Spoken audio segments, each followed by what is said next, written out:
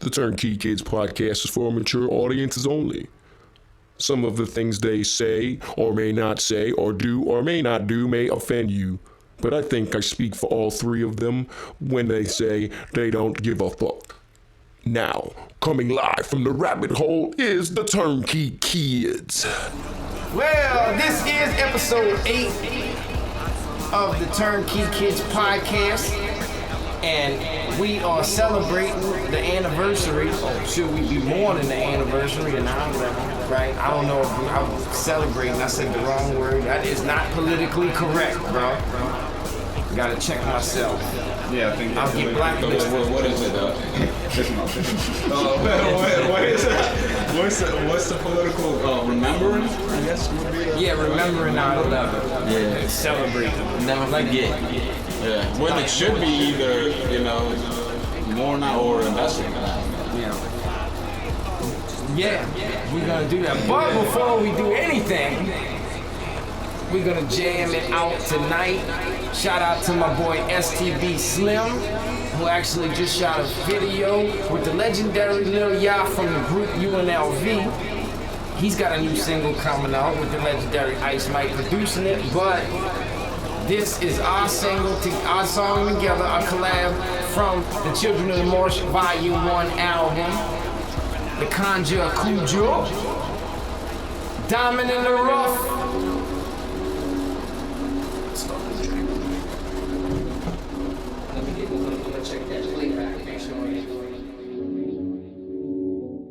They say that rappers come a dime a dozen. Well, I would rather make them pay a dozen for a diamond to shine that they can trust. 49 self-made miners, multi-stylish rhymers. Hide behind this wick when I ignite the stick of dynamite. Gon' bust the procedure. Touching the pressure in the heater. Grinding to cut the gem precise will one day make a leader. Needle in a haystack found. Payback now. Flipping the script with Slim and Jeezy. Hear the way that sound. Killer. Feel the pill. All depends. You took the red or blue. Both edible. But wanna send you down a rabbit hole. One point of no return. You yearn to learn the truth, you never know how bendable space and time. Incredible when you press the decibel to the max. One skeptical to the facts, the believers back the spectacle. He who works in tune with the universe can unearth the pinnacle. Us into another dimension while others remain to be expendable. At minimum, you illiterate weenies conveniently suck my chesticle. Mama told me, follow my heart. Peer pressure can't turn you to a bluff. So I follow my dreams, and I won't stop till I get enough. In the world of fools, gold, the truth looks foolish, can be tough. But if you follow your heart, eyes wide, see a diamond in the rough. Slim is here to feast, I came with 3 dinner plates. Serve you 5-star bars, all the weak will embrace. If you be in the way, then I creep and I slay. I'm a diamond in the rough, and y'all sleep in a cave. Gave y'all 3 tapes this year, bitch, we here to stay. Every song I engineer, man, that's why I go by self-made. You know I fuck with Higgnz, cause we do this shit day by day. We really tryna make a name, I'm really tryna make my way. Look, someone you'll never measure. 2 shows bringing in revenue, closed case sport. I'm telling you, provide the hottest artist, not self-made. Is compelling you. Hell raised in the studio, well paid for the rest of you. SCB on some ghost shit. X around the parish, you got a brain and you should know this. A man, not a boy, and I'm flawless with the flow. Bitch, a diamond in the rough, shined up and you could quote this. Mama told me, follow my heart. Peer pressure can't turn you to a bluff. So I follow my dreams, and I won't stop till I get enough. In the world of fools, gold, the truth looks foolish, can be tough. But if you follow your heart, eyes wide, see a diamond in the rough. Mm-hmm. He's the only one I let touch my head now. I don't go to nobody else. Remember at 9/11 while being politically incorrect. Ooh. While trying to practice. I think some people gonna be too soft on this topic. They are. Some of them are. And I'll tell you, we'll talk about that. We'll bring that up. Because they are. They're gonna be, but you know what? Fuck them. Baby. Fuck them. You know. And we'll talk about that too. And I ain't got no, I don't have. Some people are just sensitive. I got beef that with topic. baby boomers. I told you I already punch an old person. I would. Punch an old man. Boy, it sound like a ball off a hangover. I'll hit an old man. Don't even look at it. Yeah. This is the TKK podcast episode. What happened? No, we've done that already. We did that. No. Yeah, we're on. No, we did it. This is after the song. And it was fucked up. Oh, fuck. Okay. You gonna have to go hit that play button and find out, because I think we did. No, we did do that. Yeah, right there. This is after the song. Yeah, so. Bro. We did do that. Did we do that? Yeah, we did do that. Yeah, we just had a long ass crazy conversation after. That's why we forgot. Okay, alright. If we didn't, we did. It don't matter. We did so something. That was Dvamond Vn The Rvff. Yep, it was Dvamond Vn The Rvff. That was really rough going into that. Well, while we on the subject, I'll tell y'all a story that happened today because we wanted to talk about political correctness. So anyway, y'all were here. You know, my old lady asked if I could go get my son out the tub, right? Go wash him, get him out the tub. So I go wash him. I'm getting it. He said, I almost said a bad word today. Like, what? What did you? I didn't. It didn't catch me at first. Like, what did you say? What did you say? Well, you know, I almost said a bad word today. Like, whoa, what are you talking about? Did this happen in school, son? Yeah, it happened in school. Almost said a bad word. I got put in timeout and then they let me out. What now? That's what he told. He just come out and said it. So I'm like, the first thing I was gonna ask him, and then I caught myself, was, well, all right, cool. I didn't know what to say. I was gonna ask him, what did you say? Yeah. You know, so he can't describe it, so he can't say, oh, it was this letter word or this letter word. You know, he doesn't know how to spell a word. Yeah. You know what I'm saying? Yeah. He doesn't know the pronunciations, so he would have had to just come out and tell me. So I was like, I caught myself. Nah, let's not get him to say that word today. And well, anyway, then I was thinking, you know, was it fuck, son? Was it fuck? Well, his mom comes in there, and I said, hey, you want to know what he told me? You know, we laughing about it, you know? You want to know what he said? And I told her, and then he denied it. He said, nah, it didn't happen. Oh, he said, nah, it didn't happen.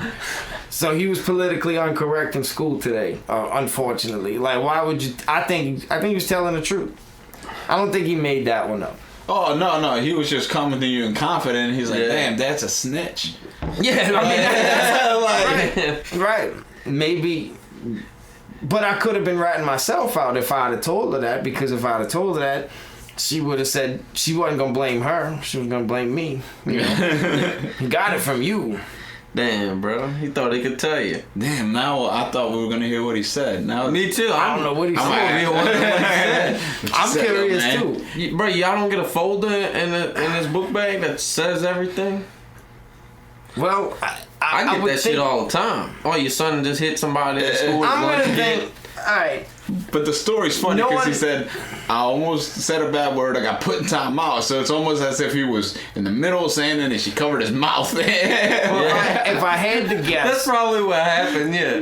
If I had to guess what word he said, I'm going to either say it was the F word or the S word. So what's the F word? Fuck. Shit. Or shit. You know, we here. I can say. Fuck or shit. They're going to show you the tape from class. I'm going to be like Happy Gilmore skirting on the tape. And here's the deal. And usually, like, I don't curse to him, you know, like, face to face, like, conversation with him, you know, hey, son, what the fuck you doing? Yeah. You know what I mean? It's not like that. Anytime I change a light bulb, you know, how many curse words does it take to change the light bulb? Oh, yeah. You know, that kind of thing. You know, fixing the tire. I can picture him too, bro. Forgetting his Hot Wheel on one of the little desks. Shit. Huh? Right. and you know, it was probably last night. I was on the phone with him. You were texting me and him on the phone together as I was changing a tire. My my damn tire almost blew on me because it was rubbing on the inside. Didn't catch it. My neighbor caught it from me. So I was changing my tire last night, and the four-way he gave me pretty much cracked in half trying to jump on it. You know, and I might have said, fuck, you know, I mean, and he was standing there like acting like he's working on the truck, you know, playing. So that's it. They absorb it that quick. They'll never tell you the word, you know, but we just randomly do things out of spontaneity and don't realize that these kids are watching. Yeah. You know, so you gotta be careful. And as I get older, I still hadn't learned that lesson yet. After 3 kids, still hadn't figured that one out. It's hard to sensitize, like, studies say, like, you know, the best, most honest, great people curse. They don't worry about what, like, what's that guy that, like, the entrepreneur, Gary Vee? Oh, yeah. So like he makes it perfect. He's a true New Yorker. That's what he sounds like. You know what I mean? Like, I'm not gonna censor myself, you know, and it's not out of spite. I'm not, you know, I'm just saying, like, if I say fuck, it's to emphasize what I'm feeling. Right. It's not to, like, I'm not cursing anybody out. And to me, if I hear like an adult curse or something, I'm not, like, you know, we grew up in a, well, like, if we were younger and adult cursing, people, oh no, you can't say it. You know, it's, and as sensitive as people are today, that some people can't even tolerate somebody like Gary Vee, who's trying to help you. Yeah. But what he does is, you know, some people will beat you down to build you back up. Mm-hmm. It's part of their tactics. He's not building. He's just gonna keep beating you down. And if you're not man enough to handle what I got to tell you, if you're not adult enough to check yourself, well then you're just not gonna win anyway, because you're not your ego is too big to even see why you failing. And that's his tactic. You know, like, it's going, because this is the kind of hardcore, you know, brick mind state you gotta have to want to be an entrepreneur, to want to be able to have freedom in this life.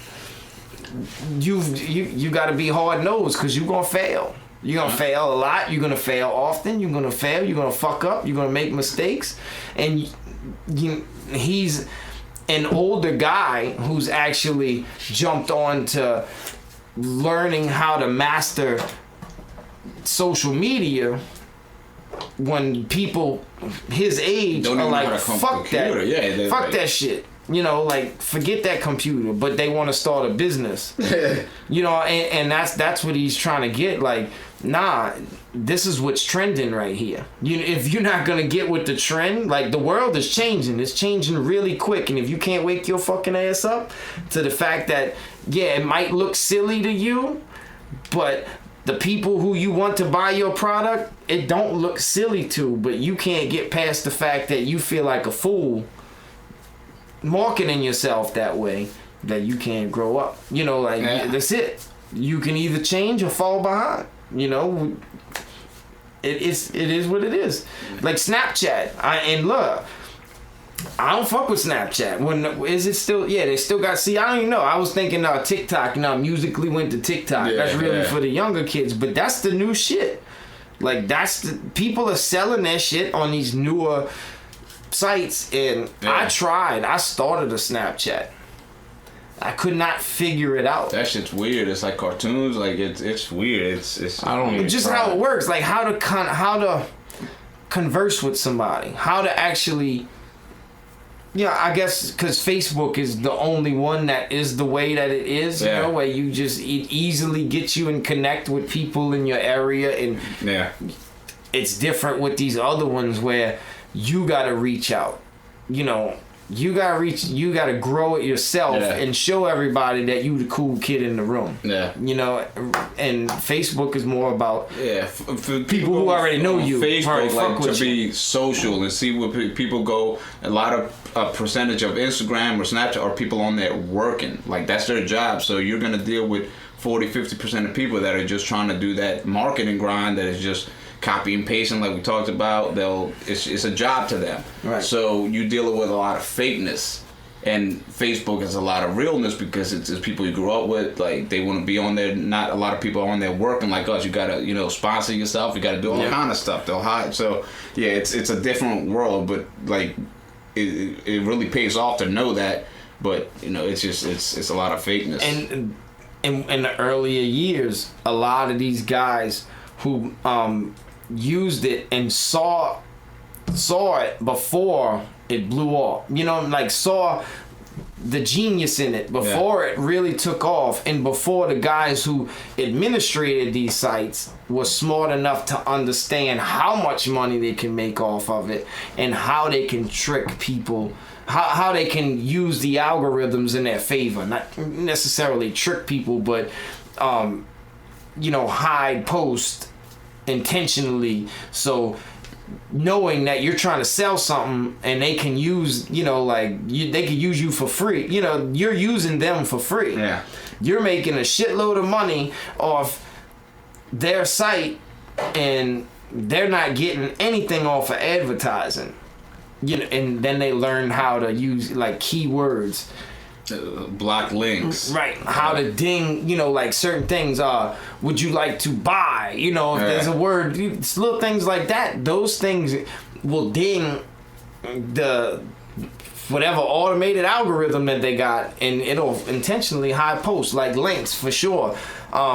YouTube and Facebook don't get down, even though we all still share YouTube links on Facebook. Facebook will intentionally hide that YouTube link. Yeah. And the reason why they don't want you to see the YouTube link is because they don't want you to leave Facebook.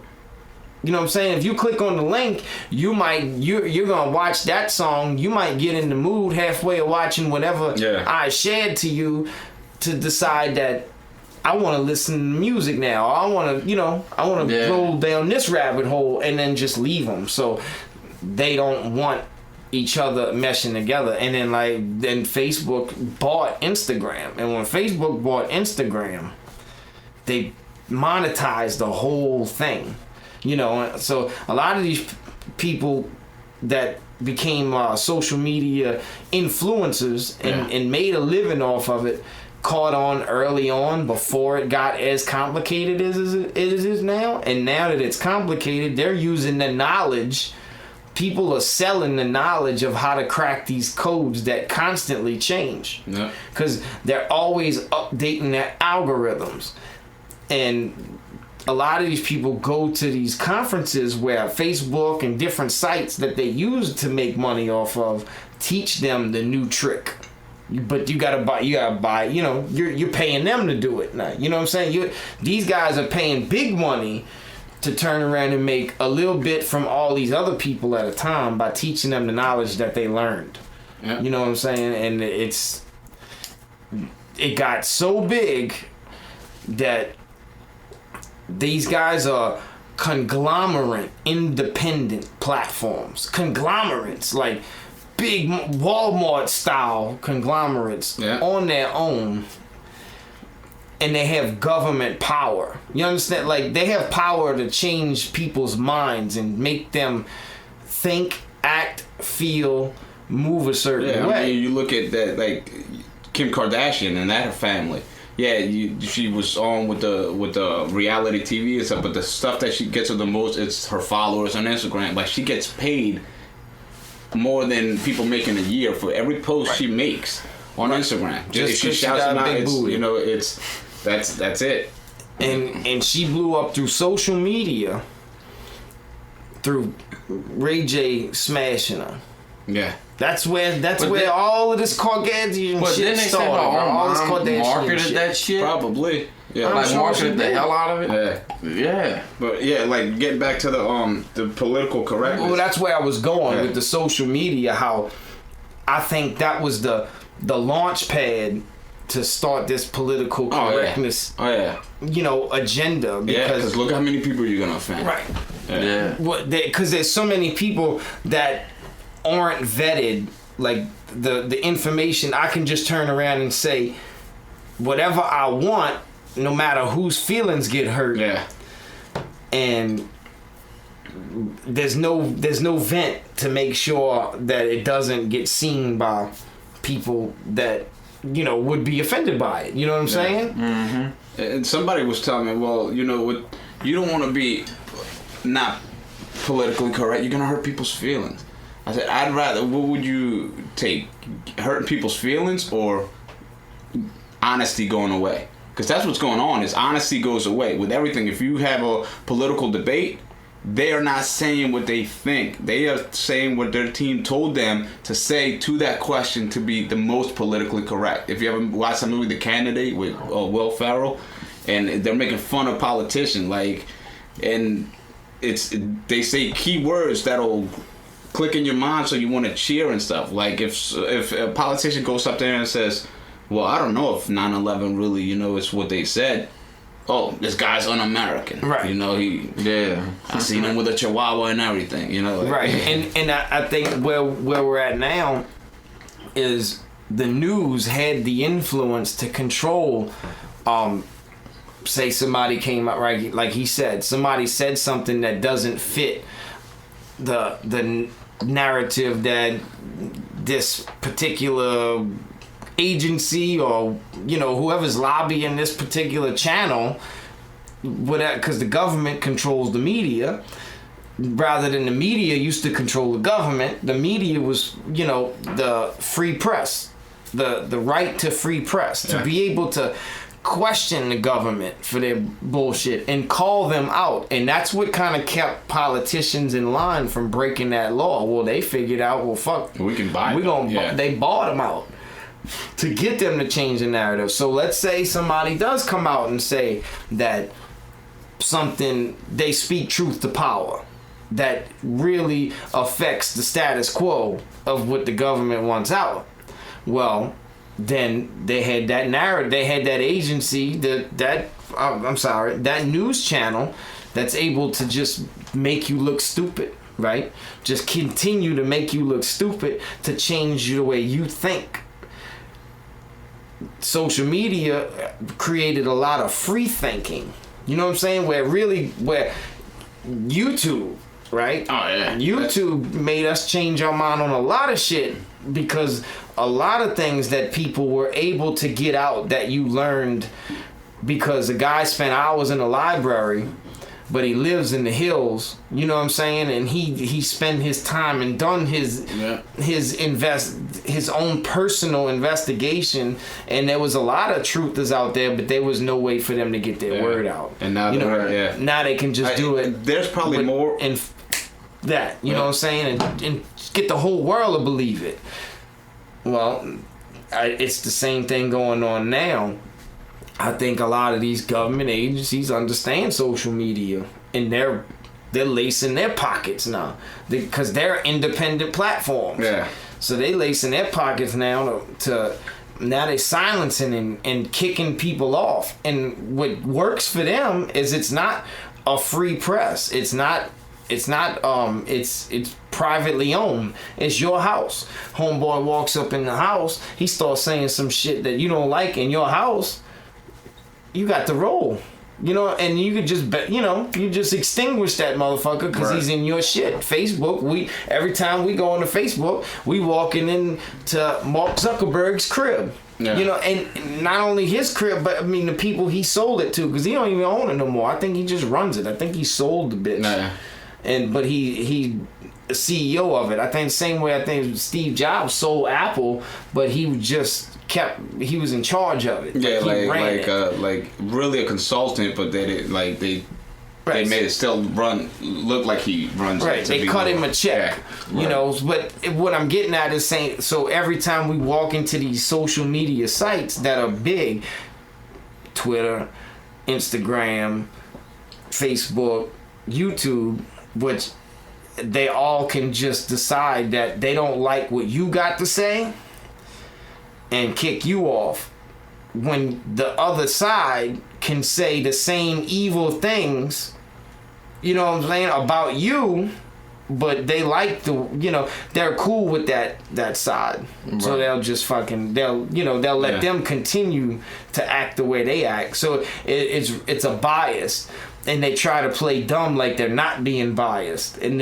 it's pretty obvious that they're being biased. And like YouTube, dude, I bet you if there's a way that you could tally up the hours learned from YouTube and compare them to the hours learned from people through grade school, through high school, you probably have more YouTube hours. Because if you're going on YouTube and you're searching something and you're learning it, that is you deciding to go learn. That's you getting up on a Saturday being like, I'm going to go to school. You know what I mean? It's the extra step. Like, your school, they're teaching you what the government tells them they need to teach you. It's they can regulate it. They make the textbooks. They make everything. And now with the internet, it's like, dude, like, that was the... If 9/11 happened this day and age, that shit don't last for more than... That shit don't last for more than 5 hours. They couldn't have did it that way. No, it can't happen. It can't happen with social media. And that's why it happened the way it happened, because... Nobody had a computer. Everybody's watching a box-ass TV. The news was able to present that narrative, you know, and like really change people's perspective on it really quick. Well, I don't want to jump. I don't want to go too far there yet, because I wanted to tell you like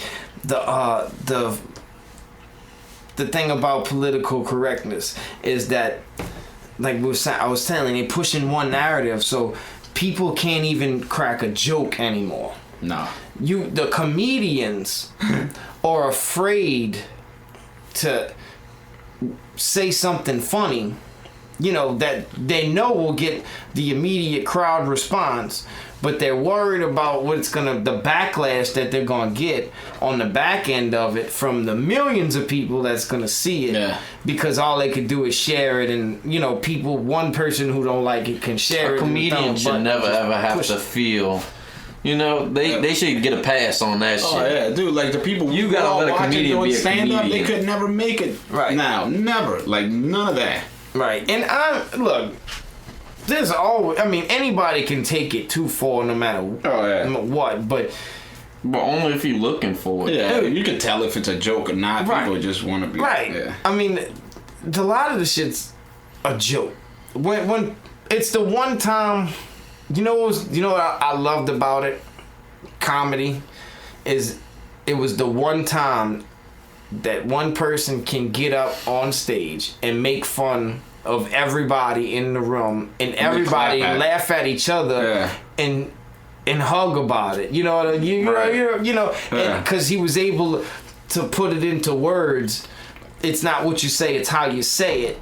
You know, and he was able to say it in a way that made you lighten up about it rather than frown upon it. Like he wasn't you know, it was playful disrespect. It's fun. It's all out of fun. You shouldn't be in a place roast. You know, they even had a Donald Trump roast. You know, they can't do that now. Like that dude would go crazy. But like back then, that shit was funny. He said he was. Dude, laughing. to be honest with you, I would love to see a comedian just go roasting on Donald Trump just so we can see his reaction. I'm talking about. I want to see his reaction. Oh yeah. I want to see his fucking reaction, because you know he's like a big baby, bro. Yeah. And I don't. It's weird. I don't get that.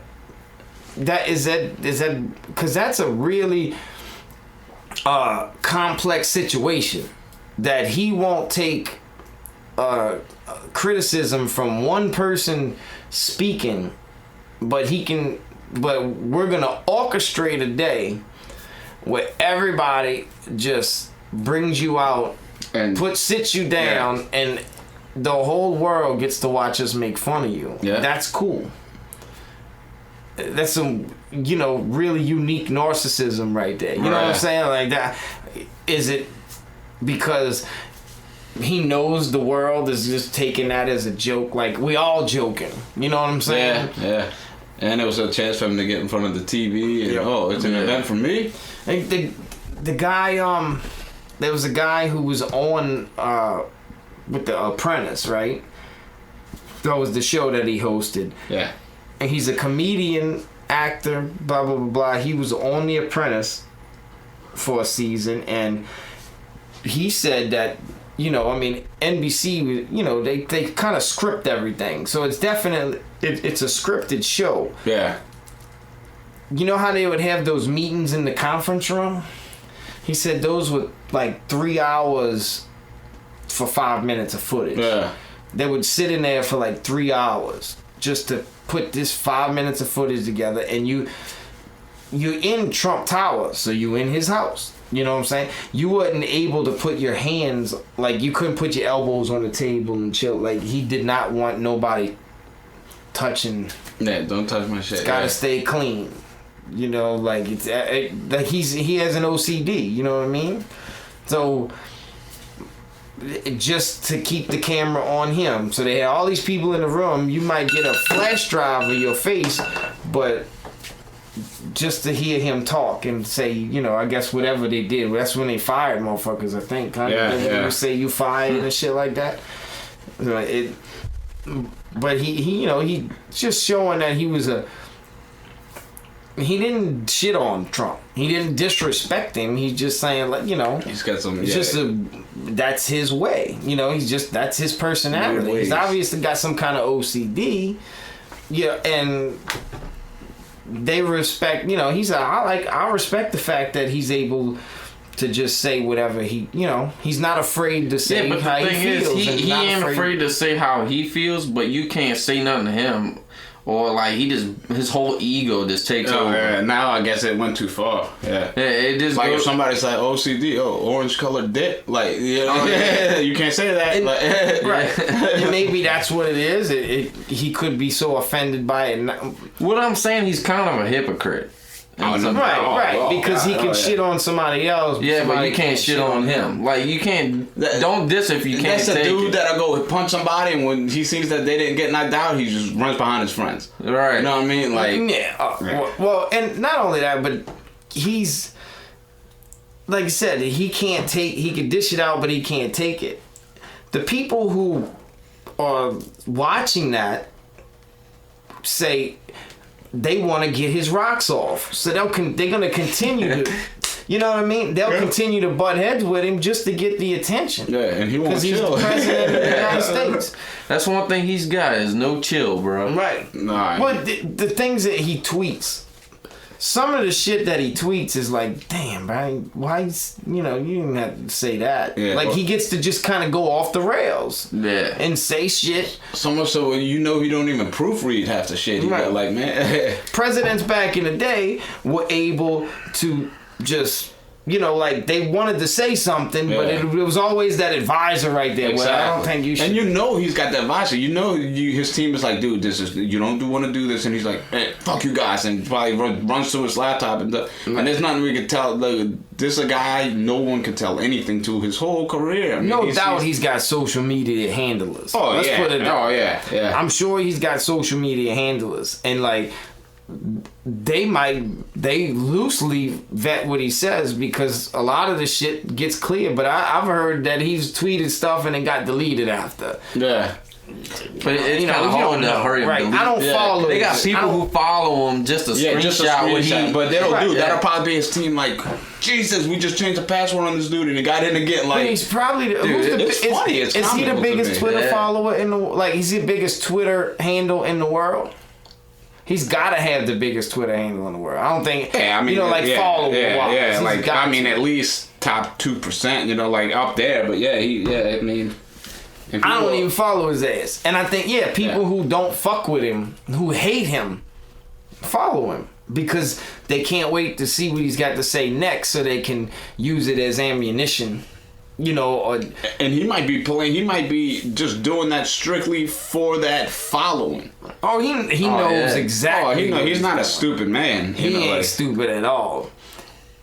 I've even seen shit where, like, he says it, he tweets in codes where you think he's talking about one thing, but he's really like coding the person that he sat in the room with, and he'll put like keywords in that conversation to like let them know. Like like, you know, like I just told him blacklisted, and he didn't, and nobody knows what the fuck I'm talking about, but he knows what I'm talking about. Right. You know what I'm saying? He knows what I'm talking about. Nobody knows, but he knows. You know. I mean, I'm just saying, like little shit like that. The 20-foot robot. So I guess I gotta die. We know what you're talking about, right? But the people who didn't hear that podcast, we're talking about that show on our USA. Right. You know, exactly. I mean, nobody knows. Yeah. Nobody knows what we talking about. It could be an inside joke. You know what I'm saying? Yeah. Fuck. You have what's the one? If your fantasy football partner walks in the room, and you said, you know, you need a sign for this L here. Yeah. You know. But people don't know, and that's how he tweets to fucking people in codes and says some shit. Hey, I got one question while we're talking about Trump before we get off that subject, bro. Y'all think that's a wig that he's got on? I think it's a wig, bro.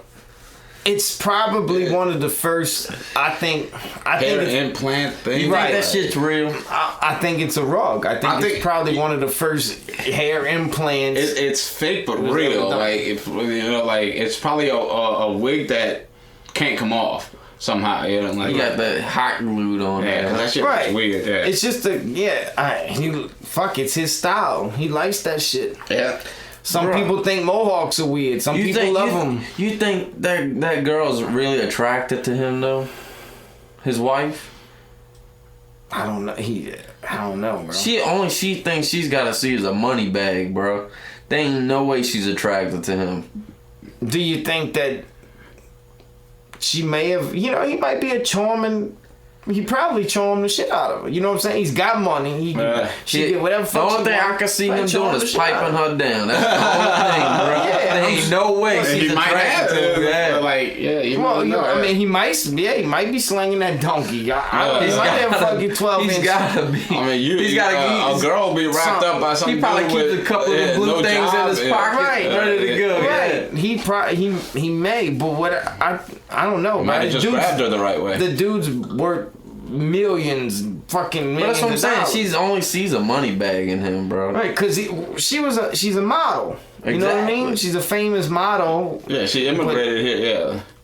Yeah. And how much money did she really have from modeling? She might never. She had enough money to get in those rooms where he was at. Yeah, bro. You know, that's all she need. Yeah.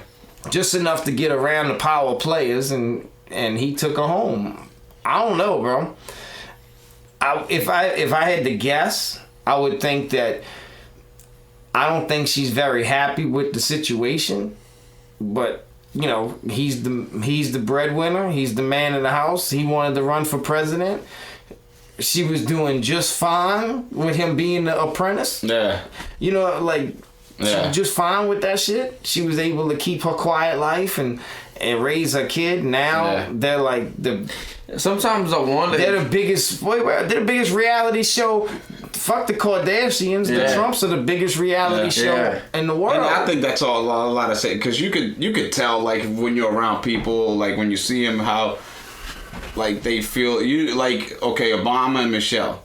Like you could they love each other. You know what I mean? Like that's a family. They love each other. Like Trump and like his wife, like you don't see them really doing a lot together. Like especially like they did Obama and Michelle did a lot of like outreach programs, a lot of stuff together. You know, she's got her stuff, he's got his, Trump's got his stuff. They don't do a lot of stuff together. Like, she don't stay there some of the time. She's in New York, so the kid can go to school. So it's like they're living two separate lives while just being married, but not really. See, and the way I come into the conspiracy theorists, where I think that they're smart enough to see that. So, and I could say both of them are putting on for the camera. You know what I mean? Like they're putting on, we need you to be the most loving family-ish couple, because they don't control themselves. Like there's people, I think there's a lot of people that put them there. You know what I mean? And help you win. You're not just going to win on your own, which they think Trump won on his own. I don't think he necessarily won all by himself. I think a lot of his power players aren't exposed, at this point. But he did have his own platform. Nobody knew who Obama was. Trump had his own fucking platform. He was able to, he can jumpstart his campaign without any lobbying. You know what I mean? Without any help. And that's so important when you're able to fund yourself to do something, dude. Like, can't nobody stop? Nobody can stop. Right.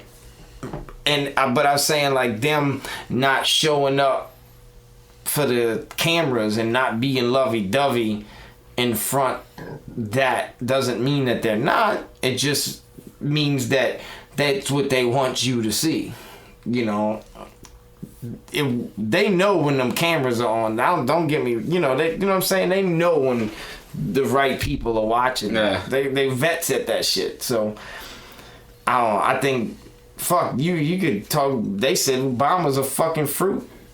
I heard Obama's a fruit, and his old lady's a drag queen. You know? I'm just saying, that's what I heard. Yeah, and I heard that Hillary's a lesbian. I believe that. Like, right, and she was only mad at Bill because she's a full lesbian. She's like, I told you not to let you get caught. You know, she didn't care. That was a fake marriage or whatever. Like, and she was just mad at the fact that he was like, you know, not sneaking. Like, she knew about it. That's why she didn't leave his house, because one woman is gonna get humiliated at that level that the whole world knows, and you're just gonna be like, okay. And who's to say that that's just the people, you know, certain people putting out bullshit. I mean, all you could do is kind of take all the information and make your own thing on it. But dude, Trump, you can also say he's, you know, like a fucking sicko, like a weirdo who likes young women kind of attitude, because the way he talks and you know, like he's chasing women and talking crazy about women that are younger than his own kids, you know, and it just that's weird. Actually, bro. He talked about his own kid. I've seen something where he said about his own kid, like if she wasn't, I don't know. He said they'd be dating or some crazy shit like that. Like he would. And I don't know. That's probably like he probably didn't mean it like that. Or he was probably just saying my daughter's beautiful. Right. If she wasn't, but then right. Political correctness. Oh my God, this guy likes his daughter. You know, like that's how America will twist everything. Like she's so pretty. If she wasn't my daughter, I'd be dating her. That's something he said. Something it was something along those lines. But still, you don't. I don't know. I mean, no. I don't know. I would never say that. No. I mean, are we that far out of reach with his level of, you know, like his level of class in life? Or he could do whatever he wants. Like, not like you're such a great girl. Like trying to hype his daughter up. Like, I would, anybody even would be lucky to have you. You know, just something that and are we gonna turn that? You just never know. Well, and it's not what you say; it's how you say it. Mm-hmm. He didn't say it like that. You understand what I'm saying? Yeah. He said it. He said what he said. Oh yeah, you know, I mean, you know, if she wasn't my daughter, I'd be dating her or whatever. He's actually, you know, something like that. Like he'd be fucking with her, like intimately. Like that's how he worded it. I don't have the quote, but it's for real. You can go find it. He just talks out of pocket sometimes. Wait, I think I do remember that. And he said he thought the interview, like the camera was off or something. You know, it was like a backstage locker room. Never knows when the that's what. Oh no, that's grabbing by the pussy. That was on the tour bus or whatever. Pussy, I don't know, that dude. It's hard to keep up with all the shit. And even that came out, man. It was like, man, you on a tour bus with a lot of old guys. He's just trying to show, you know, somebody's recording him. Like people took that like way like a guy his age isn't gonna say that, right? Just to show off to his old ass, stupid ass friends, like, oh yeah, like you know. Dude, to be honest, Robert Kraft. Like, to be honest with you, when I was a little teenager, somebody would record half the shit I said. Good lord. Oh yeah. Just people said stupid shit. Yeah, people say stupid shit all the time, right? Yeah. But you don't expect your friend to have a recorder in his pocket to just be able to find one thing you say jokingly to go turn it on you. You know, right. They just go to show you, be careful who you call your friend. Well, you gotta know, and you know, you gotta know your people. You know, you gotta know who you're talking to and who you're not talking to be able to say. And I'm not saying that you got some hateful shit that I'm not gonna tell. You know, nothing racist, but I mean, like, I could tell you a joke that you're not gonna be offended by it, but I can't, you know, certain people you can't joke with like that because they get offended, and we just clowning, you know what I'm saying? And if we partners, we supposed to fuck with each other. That's how I feel about it. We supposed to clown with each other. And if I ain't fucking with you, that means I don't like you. Right. That's how 95%. When I'm with my friends, the whole 95% of the shit we say is making fun. Like nobody else can hear this shit. Right. You know, they think we were even friends. Like, locker room talk. You know what I mean? Like we degrade each other just because we could. Yeah. But let's say we all out somewhere and somebody walks up to one of us and says the same shit. It's different. Like, nah, like only we can fuck with each other. Right. Like that. Yeah. You know what I mean? Like you can't. No, that's disrespect. That's why I say you got to know who you say and how you say it. And comedians, you're watching with the intent that he's gonna say some fucking offensive shit. That's why they put the disclaimer on the fucking video before you watch it. You just need to let him go. He's not saying anything that's like he's not really doing anything that's so racist or so discriminative or so hateful that he's getting people to revolt again. He's not starting a cult. You know what I mean? He's just clown. Like, we're all in the same room. It's time for us to open up about our faults. Let's drop it. It helps you drop each other's egos. Right. And that's what was so cool about that time where a comedian is allowed to be politically incorrect. It still should be that. Right. I don't think they should. I think they should just keep doing what they do, bro. They shitting on Dave Chappelle for his last show. They can shit on him all they want. They ain't that, bro. Dave Chappelle is like one of the best out there. He's the legend. He's a GOAT. And the problem with that bullshit is Dave Chappelle is not the guy who is on social media. He ain't going nowhere. I can tell you that right now. They can hate on him all they want. Right? No. When he speaks, he's marketed himself great. When he speaks, everybody listens. What I was telling you, in the comedian world, a lot of comedians are afraid to do and speak as freely as they used to because they're worried about political correctness. Well, what he did was he showed, not only did he show the world that we being too sensitive on each other, but he showed those comedians that to be fearless. Like, stop doing this to yourselves. The comedian world, you understand what I'm saying? Like, they have their own world. They analyze things differently as comedians. So they're so inspired by the fact that he did everything that they were afraid to do.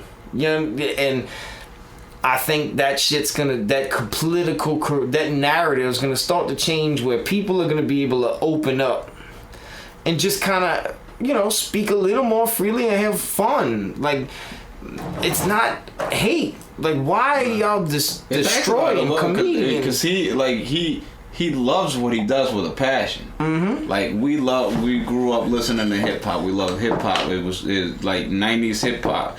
It was a message, and that was going away. And now more than anything, people like, I love the music. I love the music. No matter what, I love the music. I want to help save the music, because right now I think it's starting to be garbage. Right. So he's doing the same thing, just saying out like, no, I love this too much to just let it go. Like, this is how we made our living. This is who we are. We get people to laugh. We bring people, like, if you're just walking on eggshells, like, like, none of my comedians I listen to, I could even listen to. Well, here's the thing. Hip hop and comedy, stand-up comedy, they're on the same stratosphere. They're in the same level. Yeah. That's why they say punchlines. Yeah. Comedians use the same phrase. It's a punchline. It's that one thing that's gonna make you laugh. Yeah. A punchline is that thing when the rapper's spitting and you go, oh, yeah, Eminem, right? That punchline. That it's that thing that's gonna, oh shit. Like, every time you hear it, it gives you an adrenaline rush, one way or another, and they're one and the same. And I get that's kind of what makes me speak as freely and openly as I am. I was like that when I was a kid. You know what I'm saying? Like, just to be able to, and I used hip hop as that outlet to be able to speak openly and freely and clown and kick and I've now that I'm getting older and I feel like I'm open, more creative. It was like, you know, like I feel somewhat like a comedian when I'm writing, you know, when I'm performing, you know what I'm saying? Because I'm trying to get that kick out of you, you know, and say those things that other people will not say because they're afraid to, because they're afraid they're going to lose their, you know, that regular Joe that can't say those things that he wish he could say. Yeah. And that's what inspires people to listen to you, because it's like, man, I can't do what you can do. You know what I'm saying? But I listen to you because it makes me feel like I can do it. Yeah, I can relate. Yeah. Right. And I can relate to it. And that's what entertainment is for. Entertainment is special. It's made there to take people away from the status quo. Yeah. You know what I'm saying? And stop trying to, once you start pulling that shit, once you start trying to put rules on art, the game's over. I mean, judge them how they're coming, judge them how they're talking or coming when they step off of that stage. When they're on that stage, I mean, you don't go up to Robert Downey Jr. and like, man, I can't believe you. You're like, no, he's Iron Man. People can distinguish that differently. He's entertainment, but you know, a lot like the person I am on the mic and say when I'm rap, that's not who I can step off that stage and yes ma'am, yes sir, like people wouldn't even like what, like, but that because I'm doing it to entertain people. I'm using it as an outlet. It's art, and that's what a big thing about how I've been trying to do, you know, on my own without being signed. Because if you got somebody that signs you, they telling you what you can put out, what you can say, what you can't say. Like, I want to be able to make what I make without nobody censoring me, because I know I'm not gonna go over the top and go to offend somebody. Right. So, and if somebody's gonna get offended by what I say, it's gonna be them going way over the line with it. Because I'm not like, so you can't do that. Yeah. It restricts the artist. You know, it's your one time to speak and be free. And that's the problem with entertainment in general, like all art and business. When business gets involved, it can turn someone sour. You know what I mean? So it really can. I mean, it's the problem with independence is very hard because you don't have that person, that jump start. So you got to grind your way through and search and navigate without the money to figure out, to find your crowd, to find those people across the whole world that like what you, because everybody, there's enough people that's into what you do the way you can monetize anything. Yeah. You just gotta find them, and that's the only reason why signing would be good about anything. But like I said, this ain't even good about that because they're gonna feed you to the base that they want to feed you to, not your true self, not your authentic. And it's a shame, and that's why David Chappelle's so great, because he could say whatever he wants, how he wants. That escapade to Africa was the best thing he ever did. Yeah. And it looked like stupid shit at the time, but it was the best thing he ever did because people wanted that raw shit so bad. You know, they didn't want that guy, that politically correct comedian. They wanted the guy, right. They wanted that unfiltered shit, and it was a high demand for it. Every time it happens, he can drop a comedy special tomorrow without promoting it. And it's gonna be the biggest thing ever. Cause that's one of the people I could say, like, since I started watching him, he's never changed. No matter how big he's never changed. He's always stayed funny. Like, he's true to himself. Like, just seems like a cool ass dude.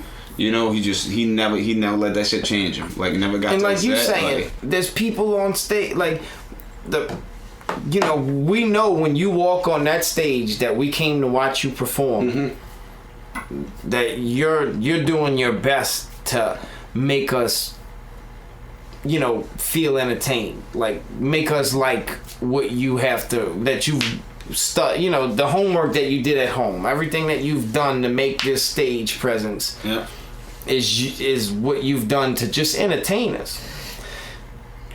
So hip hop is it's the same thing as classical music.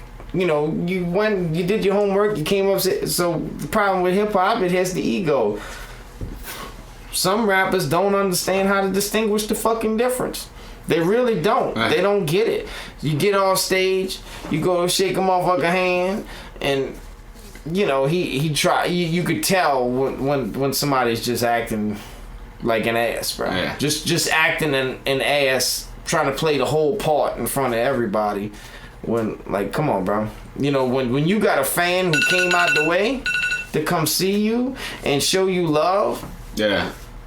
And you just, you know, like, try to shit dog them, and they'll do it a lot to other artists, you know what I mean? Like, the other artists will come up to them and just kind of shake their hand and present it, and just, fuck, you know, like, try to put, I'm the bigger guy. Yeah, I know I killed it. You know what I'm saying, bitch? You ain't gotta tell me, bitch. I know I killed it. Dude, like, so I'm gonna ask you this, because you've been doing this a lot longer. Like, before technology, do you think like, okay, because we grew up around gangster rap. Like, these guys seemed to be who they are on stage, like, off the stage. You know, they were the same like guy. They had to present. Yeah. So now I feel like the way I see it's like they trying to be more relatable now. Like, I'm seeing more people, even if they go and they portray a thug on the mic, they'll get off the stage and really interact with the people and take pictures with them and go live and doing all this. So I think kind of like it's starting to change to where, like, you can show who you are, like you the human inside of you, instead of having to be that person on the mic. Like, I gotta feed this type of crowd. And that's what's so beautiful about social media. Rather than not, you know, that's the positive side of it, because you can be you. You don't have that medium, like, that's feels like, man, if you show any weakness, because most of these guys are signed under a record label, right? Yeah. So if you gotta play this part, you know, you can't show this weakness in front of these people, because then they gonna, you know, they're not gonna buy your shit no more. Your rep, your tape, everything. You know, they're making money off your rep, not so much your skills. Yeah. It's both. You know, it's a conjoined thing. I don't know. You're right. Like, it felt like that, and I'll put what I wanted to say is somebody who wasn't a gangster rapper, Will Smith. Kind of gave me a best description of it, and it has nothing to do with music, but you can think about it this way. And back then, before you had these platforms where you didn't have the media outlet in between, where you had to actually use, where you didn't have, you know, like today you don't have the media outlet. Yeah.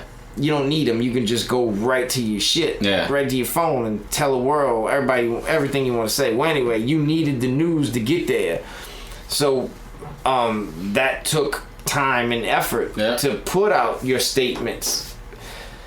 You felt untouchable, you know, like a artist or a entertainer, whoever we perceived them as this God, larger than life person. Yeah. Now it's the opposite. So that untouchable philosophy went into gangster rap. Yeah. Like, they were kingpins. You understand what I'm saying? Like, you ain't gonna be able to get to the Don of the Mafia because you feel like talking to him today. Yeah. You're not gonna be able to do that. You know what I mean? You're gonna have to deal with the lower levels to get up there. Yeah. Same concept. Now you got social media where they feel like they want to be in the room with you. Yeah. That's why podcasting, like what we're doing right now, is so big, because people feel like they having a conversation with us, not listening to us. You know. And I feel like if we were doing this in the 90s, with the music we make, they'd be like, man, these guys, they're not thugs. They're not rap. No, like just totally brush it off just because we're not who we are on stage. Like while sitting down having a conversation. Well, people think that now this is the thing. Hip hop always had that masculinity, bravado. Yeah. Right, that bravado. It always had that. Gangster rap made a whole new generation of people think that when you're speaking in bravado, that you're trying to be a gangster. Yeah. And they're not reading and listening in between the lines. Yeah. Those things are starting to change. You know, they really are. Like, you can be a regular person and be respected as the hardest motherfucker in hip hop. Yeah. If you say it right. It's not what you say, it's how you say it, and how you articulate, and how you present it. You understand? Like, I mean, look at Lil Dicky. Lil Dicky's making a fortune clowning himself. Yeah. You know, well, he's got bars. Yeah. Right. So hip hop is that today, where you can be anybody. You will find you'll find the people that want to hear what you got to say. You know, you just got to keep it a buck. You don't have to try to do anything that's hitting. You know, like I need to do this because this is what's on the radio. This is what's hot. You don't have to no more. Be yourself. Someone's gonna love you. Right. There's 7 billion people in the world. Somebody's gonna you'll find the people that's gonna want to fuck with it. Yeah, but right now, this is one thing that people don't want to fuck with. The 9/11 conspiracy. People get very sensitive behind that topic. And that's the social media blast. That's one of the things that you can really sparked. I've actually seen people really fight over this topic. Yeah, people really get heated over this subject. They got you brainwashed so much to thinking if somebody says anything negative, it's you gotta fight them for your country now. You know what I mean? It's like, man, I'm just saying that this shit don't add up. Like I'm not like I'm not taking those. I'm not saying I'm just saying that the shit does not. I'm not trying to disrespect the families of the people that's involved. I'm not trying to insult nobody. But people tell me, if it's fake, well, you don't have respect for the firemen and the police and the people for them in the building who lost their lives that day. I could slap somebody if they told me that. It's like, dude. How do you, like, if anything, I had the most empathy for those people and those families because if it was set up, they were not told about it. So they died trying to be heroes to something that was set up that pay them. That's supposed to be their people. Yeah, that pay them. We're supposed to be federal workers, right. You know. So and so when you had the videos going off and you had the 911 calls, right? You know, like they're just gonna skip over the calls that say, "Yeah, I'm a fireman. I'm in this building. We're hearing bombs go off." They're gonna ignore the calls that are saying, "Okay, yeah, we see the plane. It is not an airline plane. It's a military plane." Yeah, and like so. But if social media was there now, all those calls, people would be texting, FaceTime, and all that shit. So the media couldn't portray in a certain way. And back then, social media wasn't big. But we caught on to it so fast. Not even around. But people started catching on by just the lies that the media brought, that they're paid to bring. It was so poorly staged that they said, okay, from now on, we're going to stop talking about it. No videos will be shown out of respect for the families. And they can play it off. But no, like, it started getting too hot. You can't tell me these people did all this. They found them, you know, we found their IDs on the rubble. Like, it's just, if you watch the documentary, it's on YouTube. It's called In Plain Sight. Yeah, like, it's facts, it's visuals, it's telephone calls, experts. It's not just me being like, oh, well, no, this is what I think. No, it's me saying this is kind of fishy, it don't add up, than me doing a lot of research on my own. And, well, this truth makes a lot more sense than that truth, but they got to go so turned around that if you say anything other than bow your head and like you're un-American. You're un-American. You happy all those people died. You're one of them. No, man. Like, I'm just saying shit didn't add up. Well, I feel like if wouldn't you want to get to the bottom of the truth? And if the people that went through all that, wouldn't you want to find justice for the traitors that did that shit? Oh yeah, who set that up? I would, but that's not like. I mean, like the thing that's gonna create the most unity and get you behind someone blindly is war. War makes an extreme amount of money when you think about the ammo companies and the MRE. When you break all that down to see all the money that's coming to the government just from war. And not only are we going to war and we're killing other people, we have our whole country cheering for it. Right. Yeah, let's hit them back. Let's hit them back. We got to get revenge. This is for the people that we lost. Well, you've got to get the public behind you. Yeah. Right. And how do you do that? That is the key. When the first time, I saw Fahrenheit 9/11. I don't know if any of y'all watched the Michael Moore documentary that was actually it actually went to theaters. Yeah. Right. It shed a lot of light on, that's obviously, and it put it behind the money, like the fact that they were using public opinion to go to war. Like, they just neglected, but how the hell the Bin Laden family just happened to be in America, and when it happened, they got flown out hours after, by the government, the FBI, whoever, let the family go and just let them go back home. No questions, nothing. Just what's the odds of that situation? The odds that the same odds that we told our own military that day, no matter what they heard, it because they were doing training exercises around that area, so stand down. Yeah. Well, and so yeah, like that's when I felt that there's something behind it, but I never really paid. You watch it like you already knew, like the fuck the government. They on some fuck shit. You know what I'm saying? Like you already, but you didn't know how.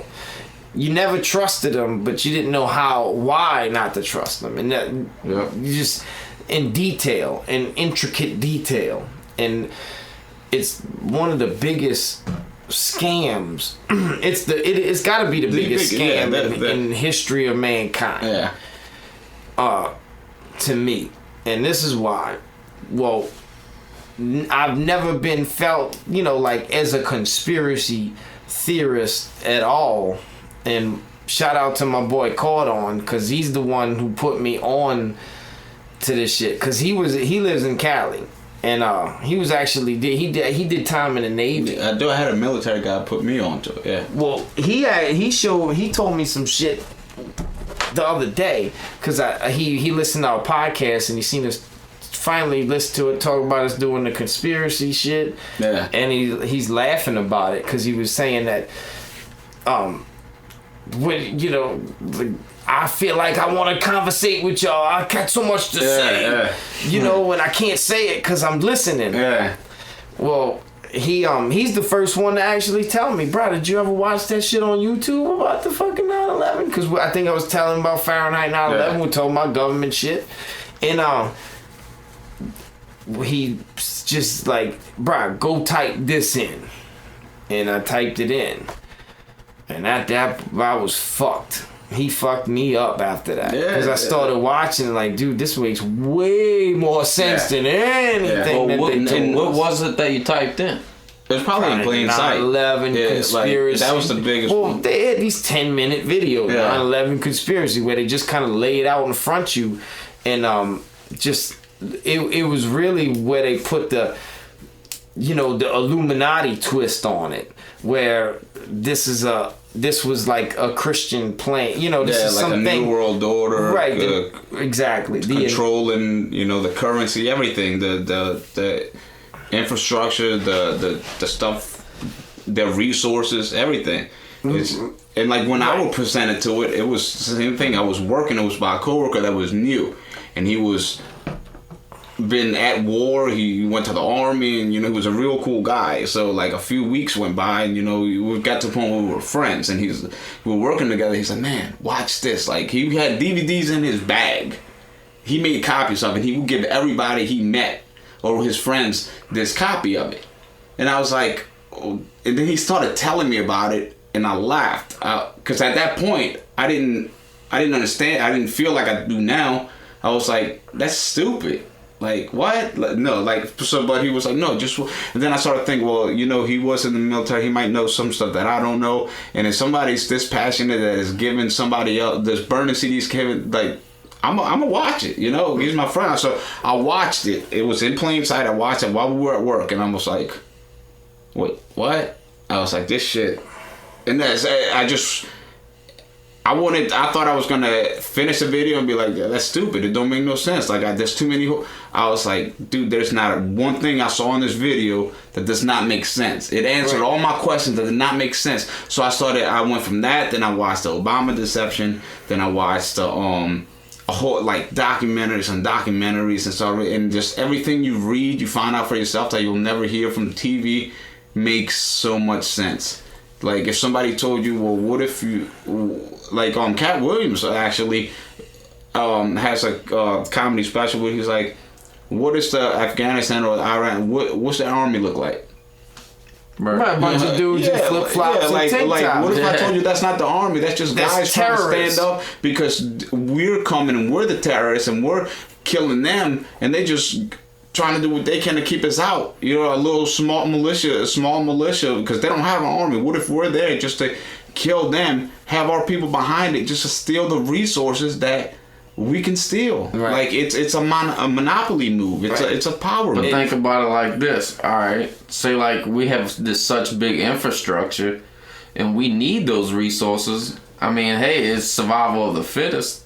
I mean, sometimes. Yeah. Well, I think it's like more. That too. I think it's more greed than because they pay these people to. You're gonna do what we do. We're gonna provide you with the resources to create this militia, and in return, you're gonna be the one of the most wealthy men in your country.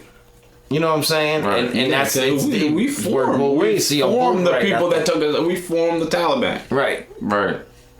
Like we formed them, and they took us down. Bin Laden was a CIA operative that worked for the CIA, and his job in the 70s, he started doing this shit. And his job was to go to whatever country he was expected,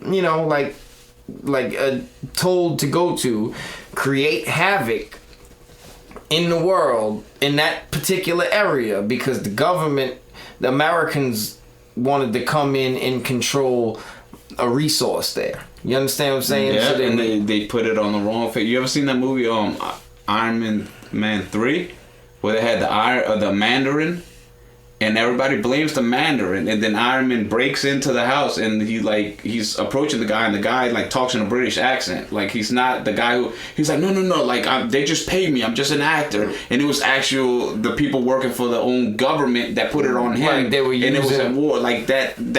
And Hollywood knows what the he's fuck. He's like, I'm just the scapegoat. Yeah, so when I saw that, I was like, I saw the hit people around there. I'm like, no, you gotta watch Iron Man 3.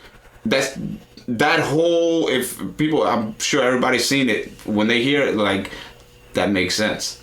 Well, the 9/11 investigation is government hired, investigators to come up with a conclusion. Yeah. Of course, we're questioning, the American people are questioning the government.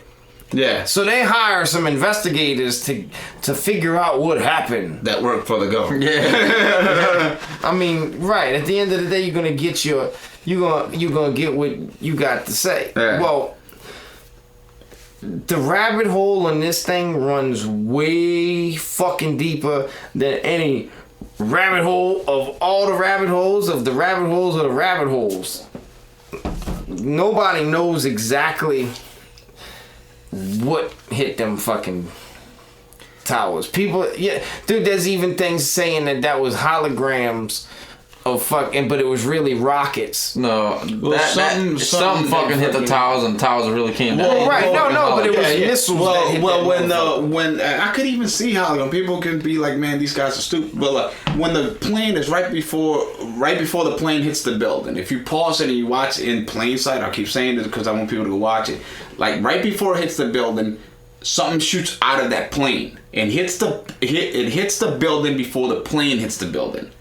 So yeah, that's all. It's a missile that like them things are made to take that. Well, I saw a video where they show the head of the plane for a split second coming out the other side of the building.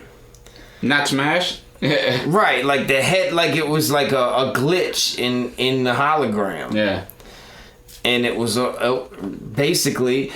That was their way of showing, but when we watch it on TV in real time, you're not gonna see that. Yeah, when we didn't have no 4K and yeah, right. When you and a pilot of many years, like a seasoned pilot, I saw an interview with him. He said that turn, and only real pilots know this. The turn the angle that they said that plane made to perfectly hit that building the way it did, it would have never hit it. You can't make that sharp of a turn at that speed with that wind direction and that everything that's going on, and these guys did it with a crash course, so no pun intended. Right. Yeah. Right. Callboard templates and shit. They said he would have never been able to get it. It would have flew over it. You know what I'm saying? Like it would have never. He would just flew on top of it. He would have never been able to cut that short. I don't even think you could be able to get the pilot to do what you're trying to get him to do. It's like. Okay, well, like, or even if I guess if they like, I believe that somebody would do that. Yeah, like, I mean, people are hanging themselves. Yeah, but if people stand up, like we were talking earlier, the guy took it over with a box cutter. Like, I know if somebody gets on a plane and they stand up with a box cutter and start making some noise about I'm about to, take this plane over. Look, I'll be the first one to run at him. I might get cut up, like he's gonna do some damage, but. My wife's gonna get home to my kids, like I'm gonna jump on top of the dude, we're gonna take it. But everybody stayed in their seats because they were worried about a knife cutter. Let this dude go, and he was able to get rid of the pilot and drive the plane, or did he tell the pilot to do it? And even if he did tell the pilot to do it, because he can't make that turn, why is the pilot gonna say, okay, well, I'm either gonna die crashing into this building and killing all these people, or I'm just gonna take this plane to the ground, I'm gonna die anyway. Right. I mean, honestly, like, let's say he just come up in ninja fashion, sitting in the seat, pull the razor blade out of his mouth, slip the person in front of him. Yeah. So now everybody's in shock. Yeah. Right. But then he's eventually got to go to the pilot seat. Yeah. How long did that plane fly before it hit the building? That's enough time for people to sink in to realize, hey, I saw what that movie was with Harrison Ford, where the fucking terrorists put Air Force One or something like that. Passenger 57 or some shit. Yeah. But I mean, you just sitting there and you're thinking like, I'm not hemmed up. I got a guy with a razor blade. Yeah. He ain't got an assault rifle, right? He ain't got the AR-15 like you said. And it seems to only be one or two guys. It's not 50 of them in here, so nobody said, hey, bro, we all gonna die. There's one of him there. There's there's 100 of us right now. However many people on the plane, we can win. Right. We can at least get in control of the plane to where something can. But then when you start asking questions like that, people just come back. You're being insensitive to the people who went through it. Nah, that's what people say, and like, no, man, I'm not being insensitive. Well, if that really the phone calls. Remember back in the day, the cell phones we had with the roaming problem. I cannot even call on a phone with my iPhone that I paid $1,000 for in these planes that have Wi-Fi on the plane. You can't. I tried. You can't make a call.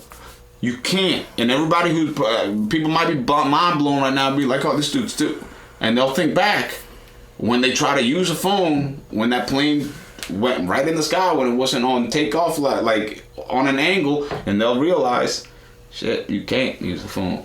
And how could you use it back then on them cell phones? You trying to couldn't. outdated Impossible. Right. It was impossible to be able to get a signal from that height in those areas, and they had people calling and saying this is so. And not in a calm way. They were kind of sad about it, but listen to the background. Nobody else screaming. Everybody. It's like, okay, everybody's gonna make a phone call, and everybody else on the plane is gonna be very quiet while this person talks.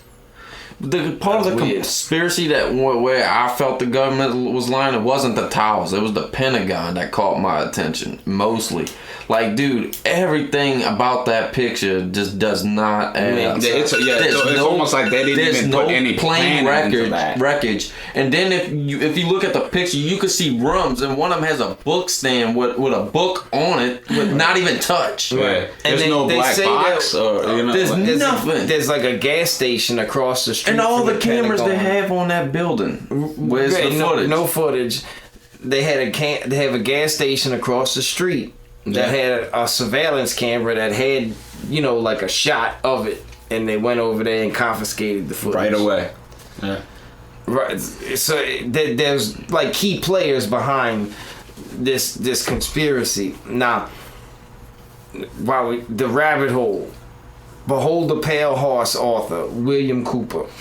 Bill Cooper. You ever heard of Bill Cooper? William Cooper? Yeah. William S. Cooper? I heard a lot of Coopers, but... No. Well, William Cooper, a.k.a. Bill Cooper, wrote a book called Behold a Pale Horse. He was actually a military guy who got clearance to a lot of this information years ago, and that's when he became like he's one of the first true whistleblowers. Yeah, and before internet really took off, you know what I'm saying?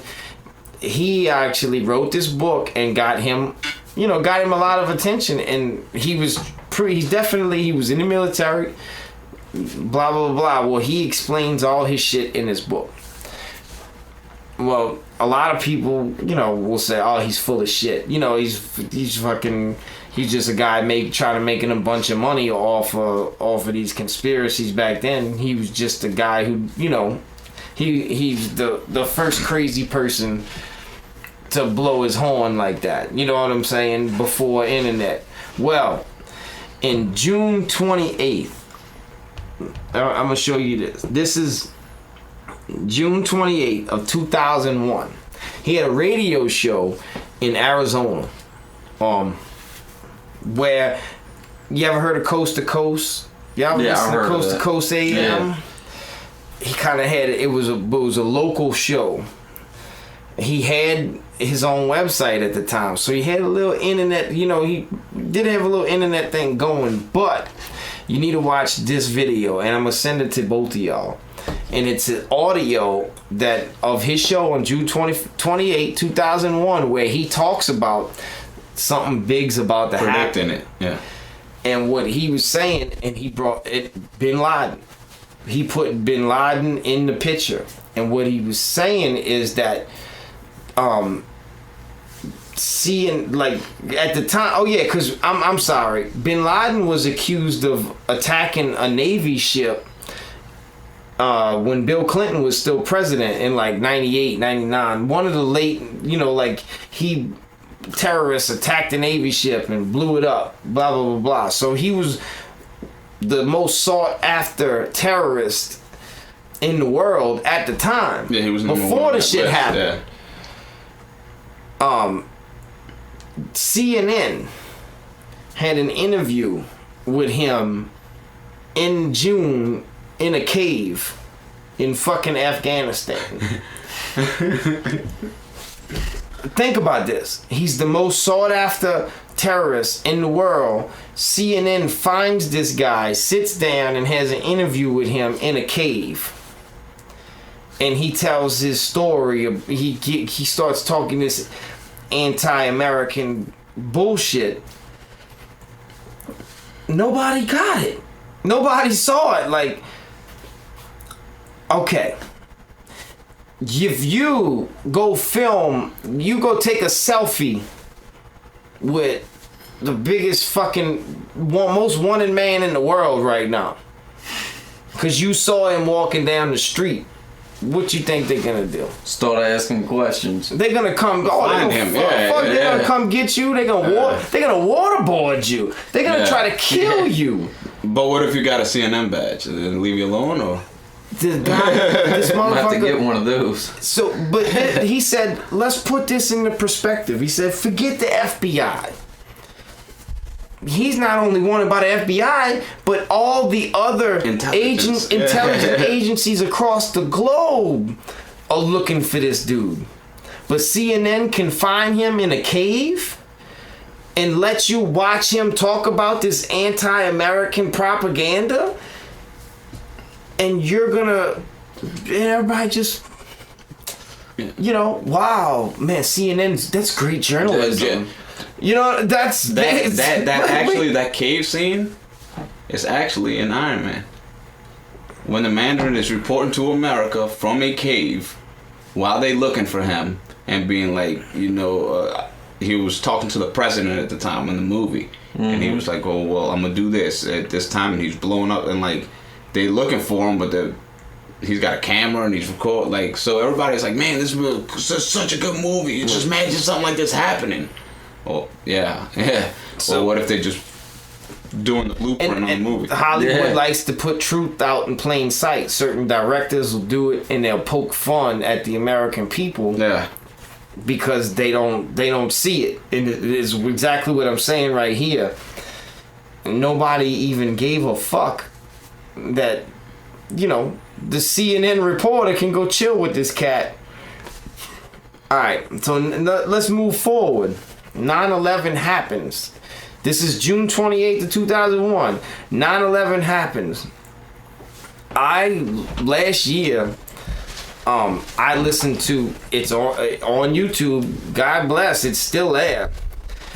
8 hours of coverage of Bill Cooper when the towers got hit. Because he said in 2001 that these towers were going to... He said that something big is about to happen. He was just warning the American people, like, this is a key sign. There's something about to happen. It's going down. And he didn't know what it was. Well, this happened. He has a show that comes on at night. Usually they play a crazy, shit like that at nighttime. It gets the best coverage. They called him in. The radio station that he worked for called him in, said, you need to come broadcast now. And he spent all day taking calls, watching the news coverage from all the different major media sources, and playing it out, dog, to the T. Like, he was calling shit out before they were saying it. He was explaining how the skyscrapers were built and intended to be built to withstand this kind of damage. Because there was like a skyscraper, I don't know, in Dubai. Let's say it was in Dubai, where a plane hit the skyscraper, and the way these engineers construct, they always learn from each other's mistakes. Right. So there was a plane like that hit a skyscraper and fucked it up.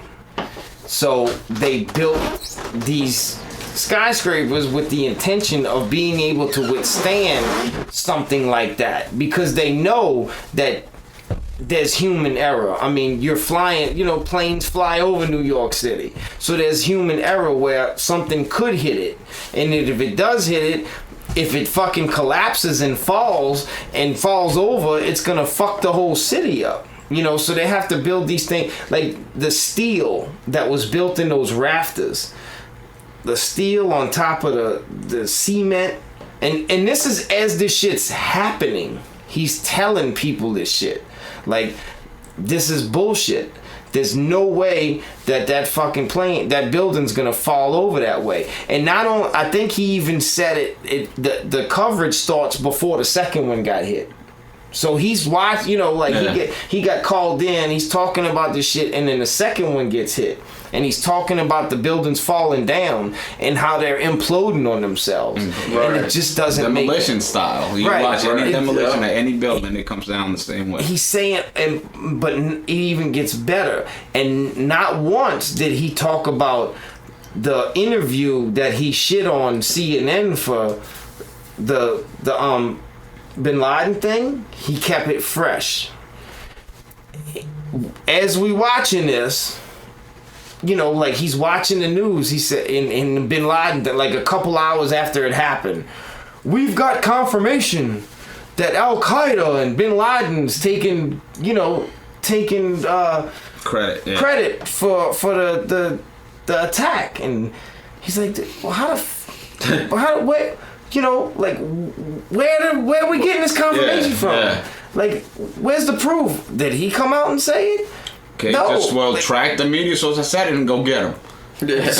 So he was just trying to get people to think that don't believe everything you see just because they're telling you. And what they were doing, people were getting more patriotic as the day went on. Like, everybody wanted to kill. They had people fighting in school, kids of different colors, just because they're, this is America. Right. Like, people felt patriotic. Like, they felt really patriotic by the end of the day. Think about how everybody was, you know, felt like Hulkamania. Yeah. You know what I'm saying? At that time. Yeah.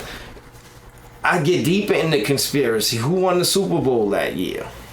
The Patriots. That was the first Patriots Super Bowl. Was that year, dog? Like, they made it was. Patriotism was at its all-time high. Right. Everybody got together because there was this outside threat but then it got ugly, bro, because the people, you got Dick Cheney in office, who was the CEO of Halliburton, the people who made the planes and the jets and the fucking and all the material. Yeah. Dick Cheney.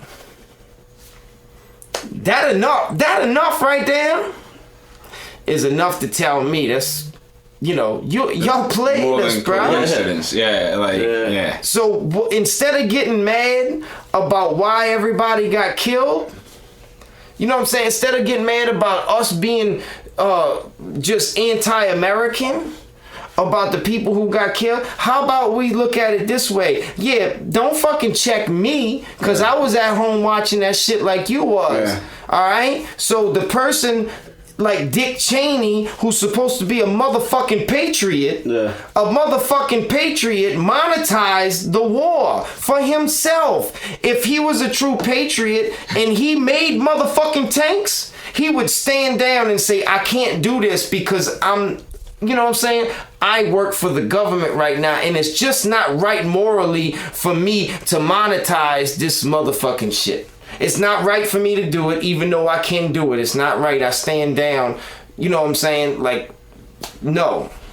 He cashed in and cashed out. That's actually another character in Iron Man 3. It's a guy who actually did it, ran the actual resources to fund the mall. To fund the mall, the war. And he told him, like, at the end, like, Iron Man's like, why are you doing this? He's like, because I can create the war and I can fund it while blaming it on somebody. I'm like, I'm standing up in the theater. Is anybody else seeing it? Like, but it's great because that's exactly what happened. And for me, if America was really, really patriotism about that shit, the most patriot thing we can do is stand up against tyranny, and not take our government for what they know, dude. Like, they got too much power and they run everything. So asking questions. Peep game. I'm sorry. Fuck the Iron Man 3. You got me, motherfucker. I'm pissed now. Because check this out. The Bushes. What the Bushes got rich off of? Oil. Right? They got rich off of oil. What you need to fuel them motherfucking machines? Oil. Yeah. Right? Resources, so everybody's eating. All that shit was a script. And I tell you, I could tell you, Bush Jr., I think he didn't know that shit was gonna happen. I really believe in my heart that he did, cause he's stupid, bro. Oh, he's dumb as shit. Like, he's dumb. He's real dumb. You ever seen those videos like before he went live, like when it was actually recording, like the dumb shit he was doing in the camera? Right, misspelling potato, shit like that. But no. But look at his face. Guy to fool, like. But this is where the media can twist this shit. Cause this is what I think. I don't think he's that. I think he's stupid. I think he's not. He didn't get. You know what I'm saying? Like, he didn't know that shit was gonna happen. Cause they covered it up from him. Cause they didn't want him to see it. Cause a month before it happened, when he got the briefing, they say he just blew it off. They probably didn't even let him see it. You know what I'm saying? That shit got swept off his ass before he could see it. So he's sitting in this motherfucking classroom reading the book, and they come tell him, and everybody thinks that he's in shock that all these people just getting attacked. We're getting attacked on my watch. He's thinking, them motherfuckers, they played me. They played me. And now I gotta figure out what I'm gonna do, because then it all made sense. Oh, these motherfuckers. Yeah. That's what I think he was thinking when he was sitting in that chair. He wasn't thinking about the better living in America. He's like, these motherfuckers did it on, they did it on me. You know what I'm saying? Yeah, like, now what can I do what can I say? They got me by the balls at this point, because now I can't shit on my own people, because that's my people, not the American people. So now I gotta play a role in front of all these motherfuckers. And then here we go. The Afghanistan thing, Al-Qaeda, Bin Laden, what happened? That shit went away quick. Where we ended up? We ended up in Iraq. Posted up, yeah. Trying to find weapons of mass destruction. All this shit plays the fuck out. What the fuck he had to do with it? And a lot of people knew. For the longest time there. Like. Right. They wanted Iraq. Bush wanted Iraq. This motherfucking daddy wanted Iraq for some fucking reason, and he found another way to get there. He said, well, fuck, while we can let's jump in. They want the whole Middle East. Yeah, well, we'll infiltrate them. We're setting up all these stations that we're getting people deployed at. They're not stations they're like takeover stations for that. We got this whole place surrounded. Right. It has people like Japan or China or somebody's bigger than us comes and starts posting up centers and all our stuff. Like, that's gonna freak us out. We're gonna do what they want. The people are scared to walk to school with their kids. Like, it's that kind of shit. Like, they don't have the army, even if they had an army, to beat us. So why are we posted up there? Like, if they're hiding these weapons and we can't find them, like, how can we not find them? Like, maybe CNN can find them. Because I just think that was a huge turning point in our world today. The biggest. And think about all the people that died because of a it's a world domination situation. It's a for-profit world domination situation in my eyes. Yeah. And even if these terrorists jumped on this plane with box cutters, slid it, I think they were paid well by some power players at home to do it. I really feel that way. Like, let's say, forget the hologram, forget all that shit. Bin Laden was already working for the CIA. Supposedly they said he wasn't working for it. He went AWOL. Yeah. But CNN can find him. Nah, bullshit. And now all you motherfuckers today that say, CIA's bought and paid for now because they saying shit that you don't want to hear. Yeah. But you wasn't saying that shit back then. Yeah. You know what I'm saying? So, and there's not even concrete proof that says Bin Laden was alive at the time. The kidney dialysis, that happened. Right. He had a bad kidney. He was on dialysis, so he had to have this machine by him everywhere he went. Yeah. That's luggage, bro. Yeah. I mean, they had one plug in this cave, I guess. Right. Yeah. That's luggage. Yeah. What happened when they say they finally got him? Remember they killed him, they shot the head. We dropped him. Took a picture of it. We dropped him out of a plane in the ocean because fuck that guy. Right. Because of fuck that guy. What? That was pretty much because we dropped him out of a plane into an ocean. No. This is where it gets even better. They said they dropped him into the ocean because that was, it was a honor thing to do because in like the rules of war. Yeah. You have to, like that's a religious ceremony for his religion. And look, like we're gonna care about this fucking like But what happened to all the SEAL? What about all these motherfuckers you blew up? Exactly. That were the same religion that you didn't fucking drop into the water. And what was going on at that time of the big? You didn't drop Saddam in the water. Yeah, exactly. It was Obama was losing his power. Like people were starting to turn. Even his own party was like people who support him, like, man, he's not doing nothing. Like he's not doing nothing. Like he's lying about everything. Right. So they had to make him look like a hero. Approval rating was at the all-time lowest. Oh, Obama did it. He's the guy who took care of it, like approval ratings. He put out the hit. Boom. Right. He put out the hit on Bin Laden. He got briefed that they know where he's at, and he said, "All right, go get him." Yeah. Take him out. You ever read about the SEAL team like years later after that happened? Yeah, some of them died. Yeah, some of them died. Some of them are like homeless. Yeah, like what the fuck is going on with? So a lot of them died in some exercise they were because they couldn't even with the Bin Laden. I'm sorry, they couldn't even use political correctness at the time by putting him on display for the whole world to see that they got his ass right, and they could have they could have did so good. They could have made a clay Bin Laden and put him on display at this point. You know what I'm saying? His that could have been his fucking his what the fuck they call that shit, man? What we talking about? Clone. That could have been his clone. Yeah. But no, they don't like that. That speaks volume on how dumb they think America is. We don't even have to go through the process of making somebody that. We just have to say it happened. We just gotta say it happened, and they're gonna believe us. So they already know the sheep in this population that they're just they're gonna run with it. And whoever is speaking and asking for the truth, the sheep are gonna say, "You're not American." Right. So. And then the CIA reporter, bro. Let's go back to that. He's so anti-American, and they were cutting motherfucking reporters and editors' heads off. That they didn't cut his head off when they were done with the interview.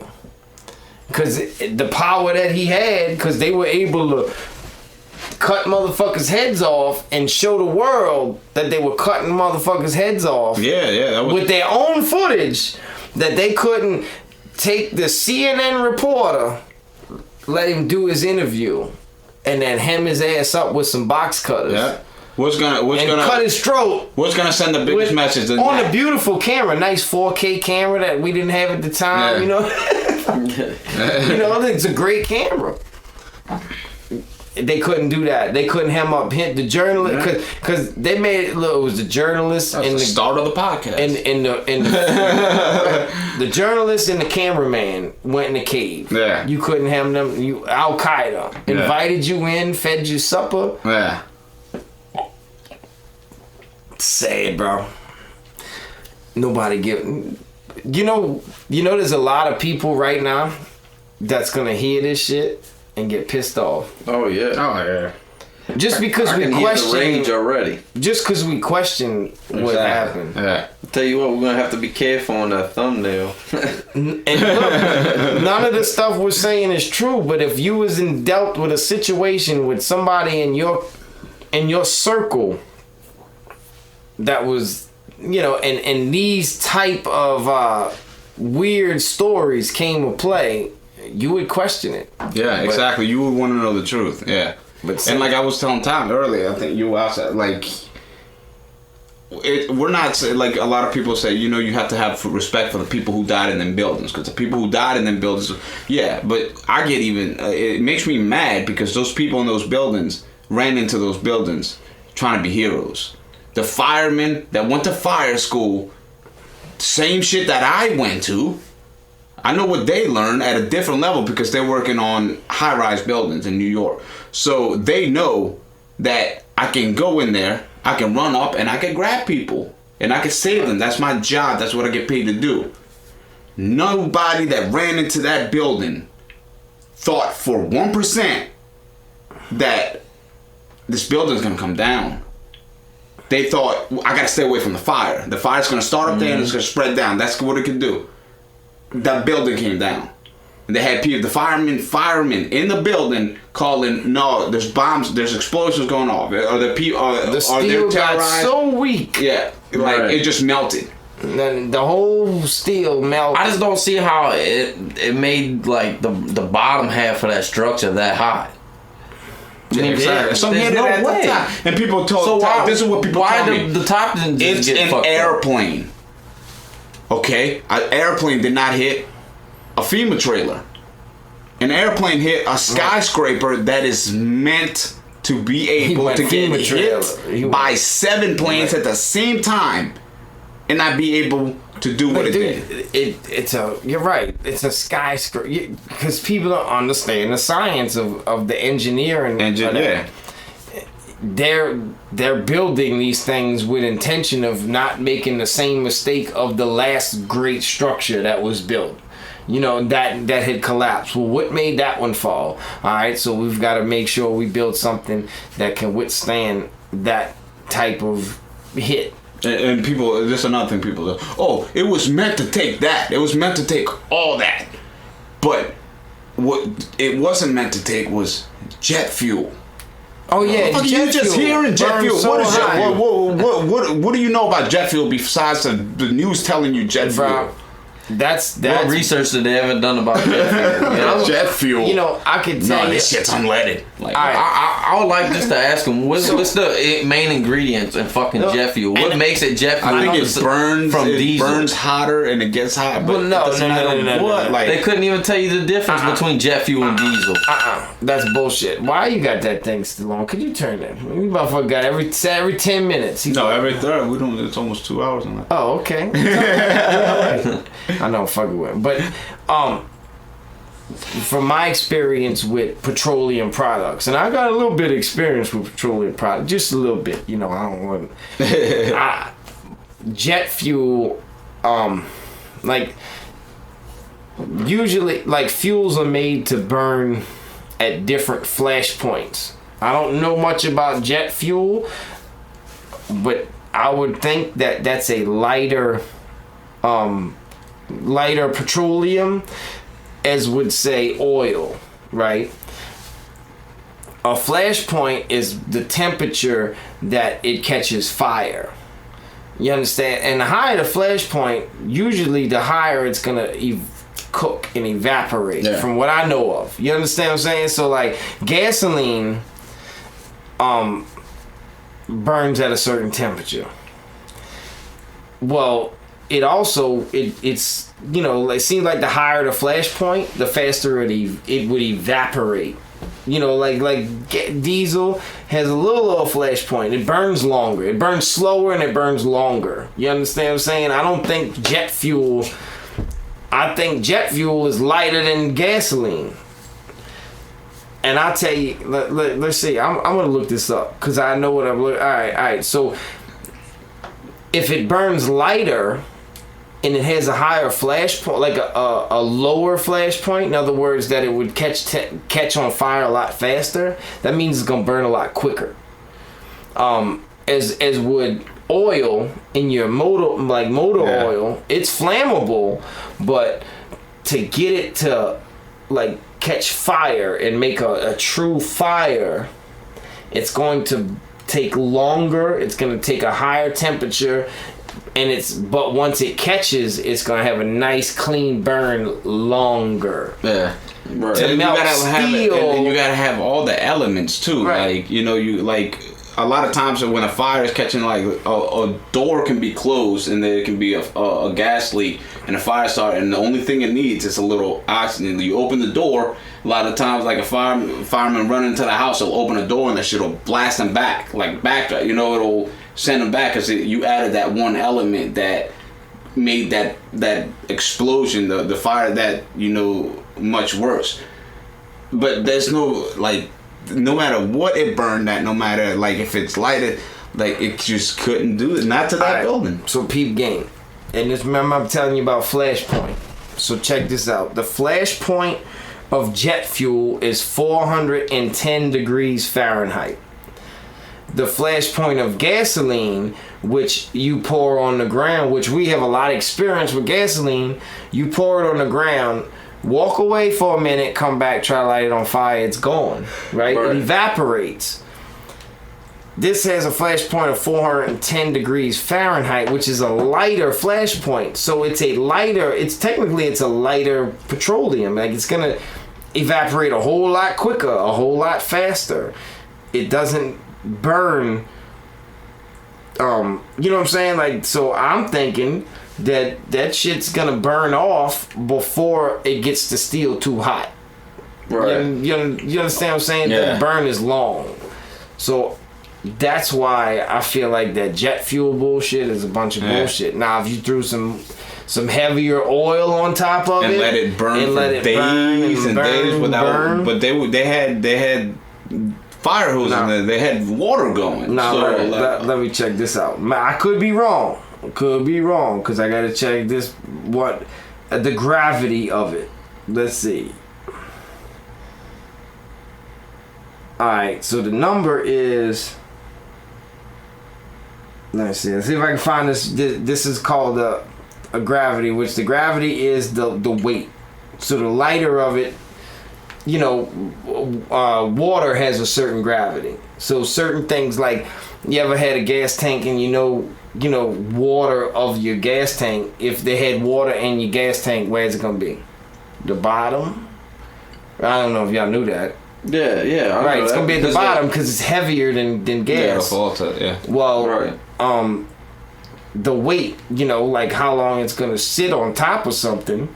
You know, the heavier something is, the longer it's gonna sit, burn, and So that's what I'm looking at. I'm trying to see what's heavier, because I can't see gasoline burning, you know, as long as, like, gasoline wouldn't burn that steel down. And if it's heavier than jet fuel, I just don't see nothing on that plane taking them towers down like it did. No way. No, nothing. Are you familiar with bunker busters? Them bunker buster bombs? Mm-mm. Go watch a YouTube video on how those work. Oh, who? A A bunker buster. I don't even know what is bunker buster. It's a bomb that's made to go down through concrete and steel like that, through layers and layers, before it takes the structure down. Right. Sounds like a hot new song. What? Bunker buster. There you go. like I just would sit back and think about what could take structures down like that. You know what I'm saying? So there's different types of jet fuels. And I don't think those dumbass They even terrorists. advertise, when they put them buildings up, they advertise them as the buildings that you, like, indestructible. Just kind of like they said Titanic, unsinkable. Right. Well, that. And we can get on that one another day, because that's a whole. That's a whole nother story. the World Trade Center is exactly what it is. The World Trade Center. It's the biggest. It was. I don't know what it is now, but it was the biggest trade center for the world. It's bigger than. Yeah, it's worth more than the Pentagon. And the Pentagon was the world's most secure government building. facility. Yeah, secure. Like, it held the biggest commissioned government officials. Your Go look cameras at are that spot where supposedly this fucking plane hit. That is too Disintegrated. perfect. And how did it disintegrate? Look at it that hit hole. the building too fast. Even Or where's though the black size box? of the hole ain't even as big as the plane. You know what we didn't even get into yet? Building 7. Yeah, that was. You know what Building 7 demolition. is? Building 7 was the third building That of fell the World just Trade Center. from It was short being building next to Yeah. the and fire. said that it got too hot. And it just collapsed. It imploded on itself. Well, why'd y'all make that shit out of sticks and wood? Right. I mean, like trees. but no other buildings imploded next to it. Yeah. But just that those. one imploded. Yeah. And that building held all the documents. Like that had files and files and files. But you know, like paper trail information that Halliburton information. all they didn't want to get out. Well, dude, and Bilderberg, like. And the other thing they say, just follow the money outside of the war factor. Right before 9/11 happened, someone purchased, I don't know who bought it, whatever bought it, I can't tell you. Somebody bought the World Trade Center for X amount of dollars and then opened up like a huge insurance policy that was worth more than the buildings. And, you know, so they cashed in on the shit. Yeah. You know what I'm saying? So they actually, whoever fucking, you know, owned the buildings Made a lot of money more from it money coming than down. they paid for them. And they were able to get that claim because when they were filing for it, people like, okay, the insurance company, you know that. What's like, the odds that shit's bitch is never gonna fall? happen. Right. So you paying a Like- lot of money for the insurance, but if it does happen, you getting in on it. But wait, was there in the term like the little fine print where it says including terrorist attacks? They're not thinking like he was. They also owned it, but they were in charge of doing like the inspections on the building and everything. Like it was like It just don't add up, bro. None of it. they cornered the market on war. Everything that has to do with it, they're behind, so they can, you know, it's the perfect, it's a mastermind plan. It's like it's next level thinking that only they would be able to get away with because they control all the information that's coming out. It's a brilliant move if you're playing Monopoly. If you got to strategize, like you, and this is about a new world order, the currency, like resources, and people are like, man, that shit's crazy. And then when people start looking into it and then they believe it, then they go to, well, there ain't nothing I can do about it, so I ain't worried about it. Right. You know, I mean, all you could do is educate people on it, you know, or make them see that they might be a different way. I'm not telling you I'm right. I'm not telling you that. I'm just saying that you can ask why. You can ask questions and not be un-American or unpatriotic just because it doesn't make sense. Or you can research it and educate yourself so you can be prepared for the next episode. Yeah. To not bite so quickly without knowing like the facts. You know? And you got, I mean, that's where more people. That's why social media is worried, because people are questioning a lot more than what they used to, if not everything. They know the media is full of shit. Yeah. They're losing ratings. Nobody watches Fox News and CNN News and ABC News, no matter what shit they pushing. Yeah. Nobody's watching it as much as they used to no more. And I could tell you, like, let's say, you know, you had ABC, NBC, CBS. They were saying they were more on a liberal agenda, right? They in it to make money. They have to make money to sustain themselves. So let's say Fox is blowing them out the water because Trump, people are watching that shit just to hear some good shit about Trump. They gotta start changing their narratives just to fill their pockets. You know, money comes, you know what I mean? Because money trumps everything. Speaking of Trump, you know, money trumps everything, bro. So they'll start changing the narratives. You won't hear as much hate, blah, blah, blah, blah. They'll find ways to kind of smooth their way into not being as hateful and dismissive as they were in the past, because they're losing ratings because you ain't getting paid.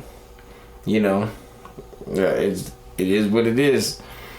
It's a fucked up world we live in. Who knows exactly what happened, but all I can tell you is that I don't believe shit that they say. And I didn't believe it back then, and I'm glad a lot of people don't.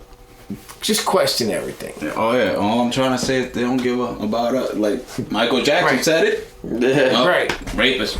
Gather your own information. Yeah. Don't take the first thing you told. If it's something that means that much to you, do your homework. Yeah. And most of all, don't brush somebody off just because their opinion doesn't match what the government told you to. Like, give it a shot. I know, and I see that a lot lately on Facebook. Yeah, like, you know? don't even give the person a shot. And like, it's crazy because like a lot of people are arguing. They spend their day arguing with strangers on the internet. Like, you can't have an opinion. No, like, it's when it comes to like politics, religion, like it's right. It's like that, you know. It's meant to keep us like that while they're sitting there and they're sliding these laws and these policies and these agendas right under our necks. Like it's pretty much two guys fist fighting in the middle of the street while somebody's breaking into their house, taking all their shit. That's exactly what's happening, and that's where, you know, they try to call. They turn the word patriot into anti-American to me, because patriots really stand up for what they believe in. Yeah. And your right to have an opinion. Right. And not just what people tell you and you just roll with it. You know, that's what patriotism is, defined by defiance of a government that tried to control you. You know, and that's where we're at. Yeah. And they're taking that away from us for changing our belief system. And they know they can't fix a lot of us because we were bred a certain way. But they can change the way that the kids think. You know, they know that's your future. Yeah, that's you attack the youth. And they have like a certain amount of years where you can feed so much into them where brainwashing really takes effect. Right. You know, and it's even hard to talk to your kids about it as a parent when you think like this, because it's like, man, you don't want to get, you know, like, you don't want to be like, okay, well, I think everything you're learning in school right now is not going to help you in the real life. But I teach my kids what I feel like I need them to learn in life. School teaches them what the government says they should know. And I don't know about y'all, but my education started after high school. It started when I started educating myself. I didn't learn. I loved all my teachers. I wasn't a bad student. Like, I just did not learn anything that's helped me get to the point where I am from school. Nothing. Besides, you know, reading, writing, you know, working as a team. And not even that. I learned more about being on, like, football teams, you know, and stuff like that than being in a class just remembering shit. I could tell you a story. I got an A in chemistry in high school. And I got an A in chemistry because we didn't teach chemistry. The teacher didn't teach chemistry. I was expelled, and I was going to, we called it Nova at the time. So the teacher was trying to teach chemistry because that was the course that, you know, that was the curriculum. He's looking around and he realizes none of these motherfuckers are going to get this shit at all. So he started making crystal meth. Well, what he got is that he got exactly what you're saying, and that's what brought it to my attention. But he had to cover it up because he's supposed to be teaching chemistry. Yeah. So what he did was he drew the chemistry books away and bust open the business math books and taught everybody how to write checks and, you know, like, shout outs to that teacher. For real. Like, that's a hero. Things that are gonna get you by. Yeah. I didn't learn about credit. I didn't learn about a checkbook. Right, we didn't learn about none of that. Nothing important. They didn't get none of that shit. But what they did get was like the business, just how to count money, how to, you know, like, or general business math. Yeah, is what he taught the class. And I got an A in chemistry because I was taught business math, which I already knew how to write checks and shit. He was getting ready to set your asses up for money laundering. Yeah. There's no, like, he's about to have y'all laundering his about money. Like interest rates and negotiations. I don't remember the whole thing, like, but I do remember him simplifying the math side of our education that Stocks, year. retirement, stock, bonds, like nothing, nothing. I would tell you that was the best school I ever went to, bro. I'm gonna be honest, Dude, like teachers like that are teachers they who kept changed it the a buck. world. Like that's like Everybody Dangerous kept it- Minds kind of shit. Right. Everybody kept it 100, and that's what was so beautiful about that school. You know, we all here for a reason, but teachers did bullshit. You know, we're gonna close it with this. They used to do random searches on us, right? And I got respect from the teachers at the time, because I was like, I spent the year and I was like one of the oldest students when I finally got out. So should have been a senior, but I was a junior. I don't remember how it was, because I was a junior technically, but I was old enough to be a senior because I was behind by a semester or some bullshit. So I needed a couple months, like a month before I would be out, and I had to go. Then I can go back to regular school and just take electives. Yeah. That's all just like a credit and a half. I just didn't have enough credits, but I had all the major classes I needed. Anyway, they used to do random searches in the classroom. Like, they would just try to fucking catch people for drugs and shit. Teacher walks up to me. Got anything on you, give it to me now. Like, she was gonna hide that shit. No from shit, me. yeah. You know, I didn't have nothing, but she was like, taking care of me. Yeah. You know, I mean, these people, they got it. You know, they got the real world. So that's where I learned more about. I wanted to put it on my high school ring, but they wouldn't let me. I wanted to put that school. I was like, nah, that's fun. because I wouldn't have graduated if it wasn't for that place, like bro. it's. Honestly, but yeah, you're right. They teach a bunch of shit that's irrelevant, and the teachers they know did it. Something to you at that era that, to me, it's unheard of. Keeping it real with kids, Right. which they thought, like, at that time it was not. No, it's like you can't let your kid. No, the grown-ups are talking right now. Don't keep it real. Like, how they supposed to grow? Like, you keep it real. You learn more about that teacher. Like that than anybody else, just because they kept it real. And they probably were fed up with the system that they signed up for, that they didn't know it was this system, which is messed up because teachers do a lot of work and are very underpaid. For sure. Very underpaid. Well, and I think that's what happens with teachers, is teachers get into teaching for a whole different reason than, once you get there, then you realize you're forced to teach some shit that ain't working. What? He got his own shit, his own scan card. But you don't have to show me how that shit works. You just scan it with your picture, with your photo. With You just put your camera on and it'll hit it. Like, it works way takes you better on the straight to papers he got. Yeah. It takes you straight to the. Dude, I tried that shit one website. time and then didn't. All I ended up doing was taking a picture of it.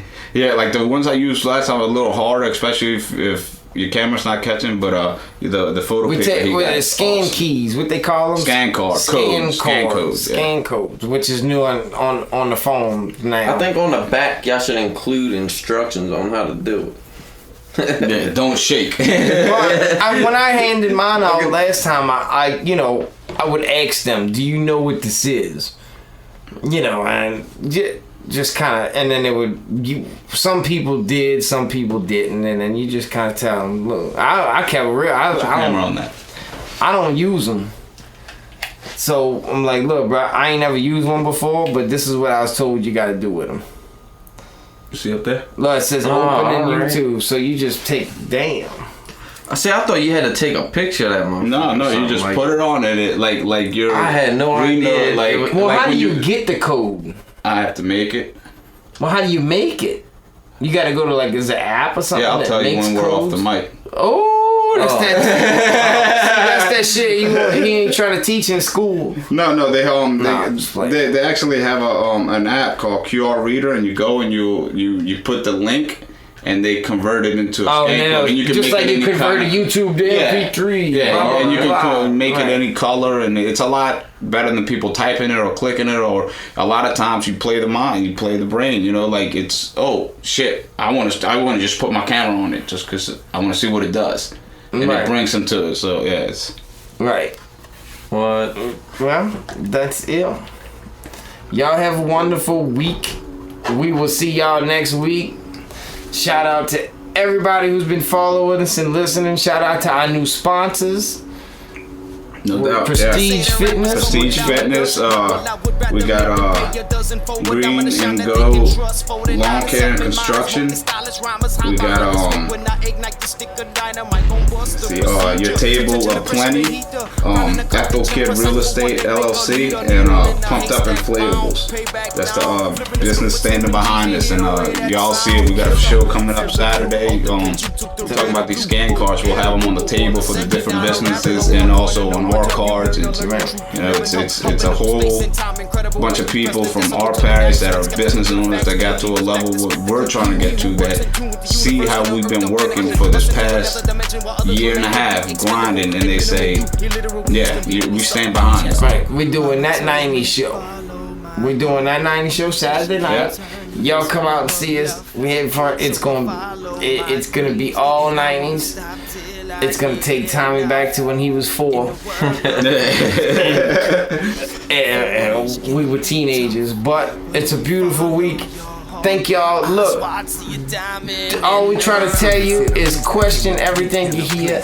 Don't let people pull the wool over your head. Do your homework first. That's it, right? Do your homework. And that's what we came together from doing the podcast. And look, the reason why we started this was we just started bullshitting, and we just realized that we don't take, our first story and run with it. And that's like, you know what? We can really talk about this shit and record it. And that's why we're here. And educate people. Because if somebody wouldn't have taken the time out of the day to try to even come to me with it, my eyes wouldn't be open like they are, So I appreciate what he did, even though he jumped out on a limb and made himself, like, I could have been like, this dude's crazy. I could have, like, reported him to the company we're working with, because that kind of shit, like, we work with some of these people you're telling me that are, like, top 1%, it's not, like, I could have just ran it, but no, I listened to what he had to say, and I was like, dude, that shit makes sense, so.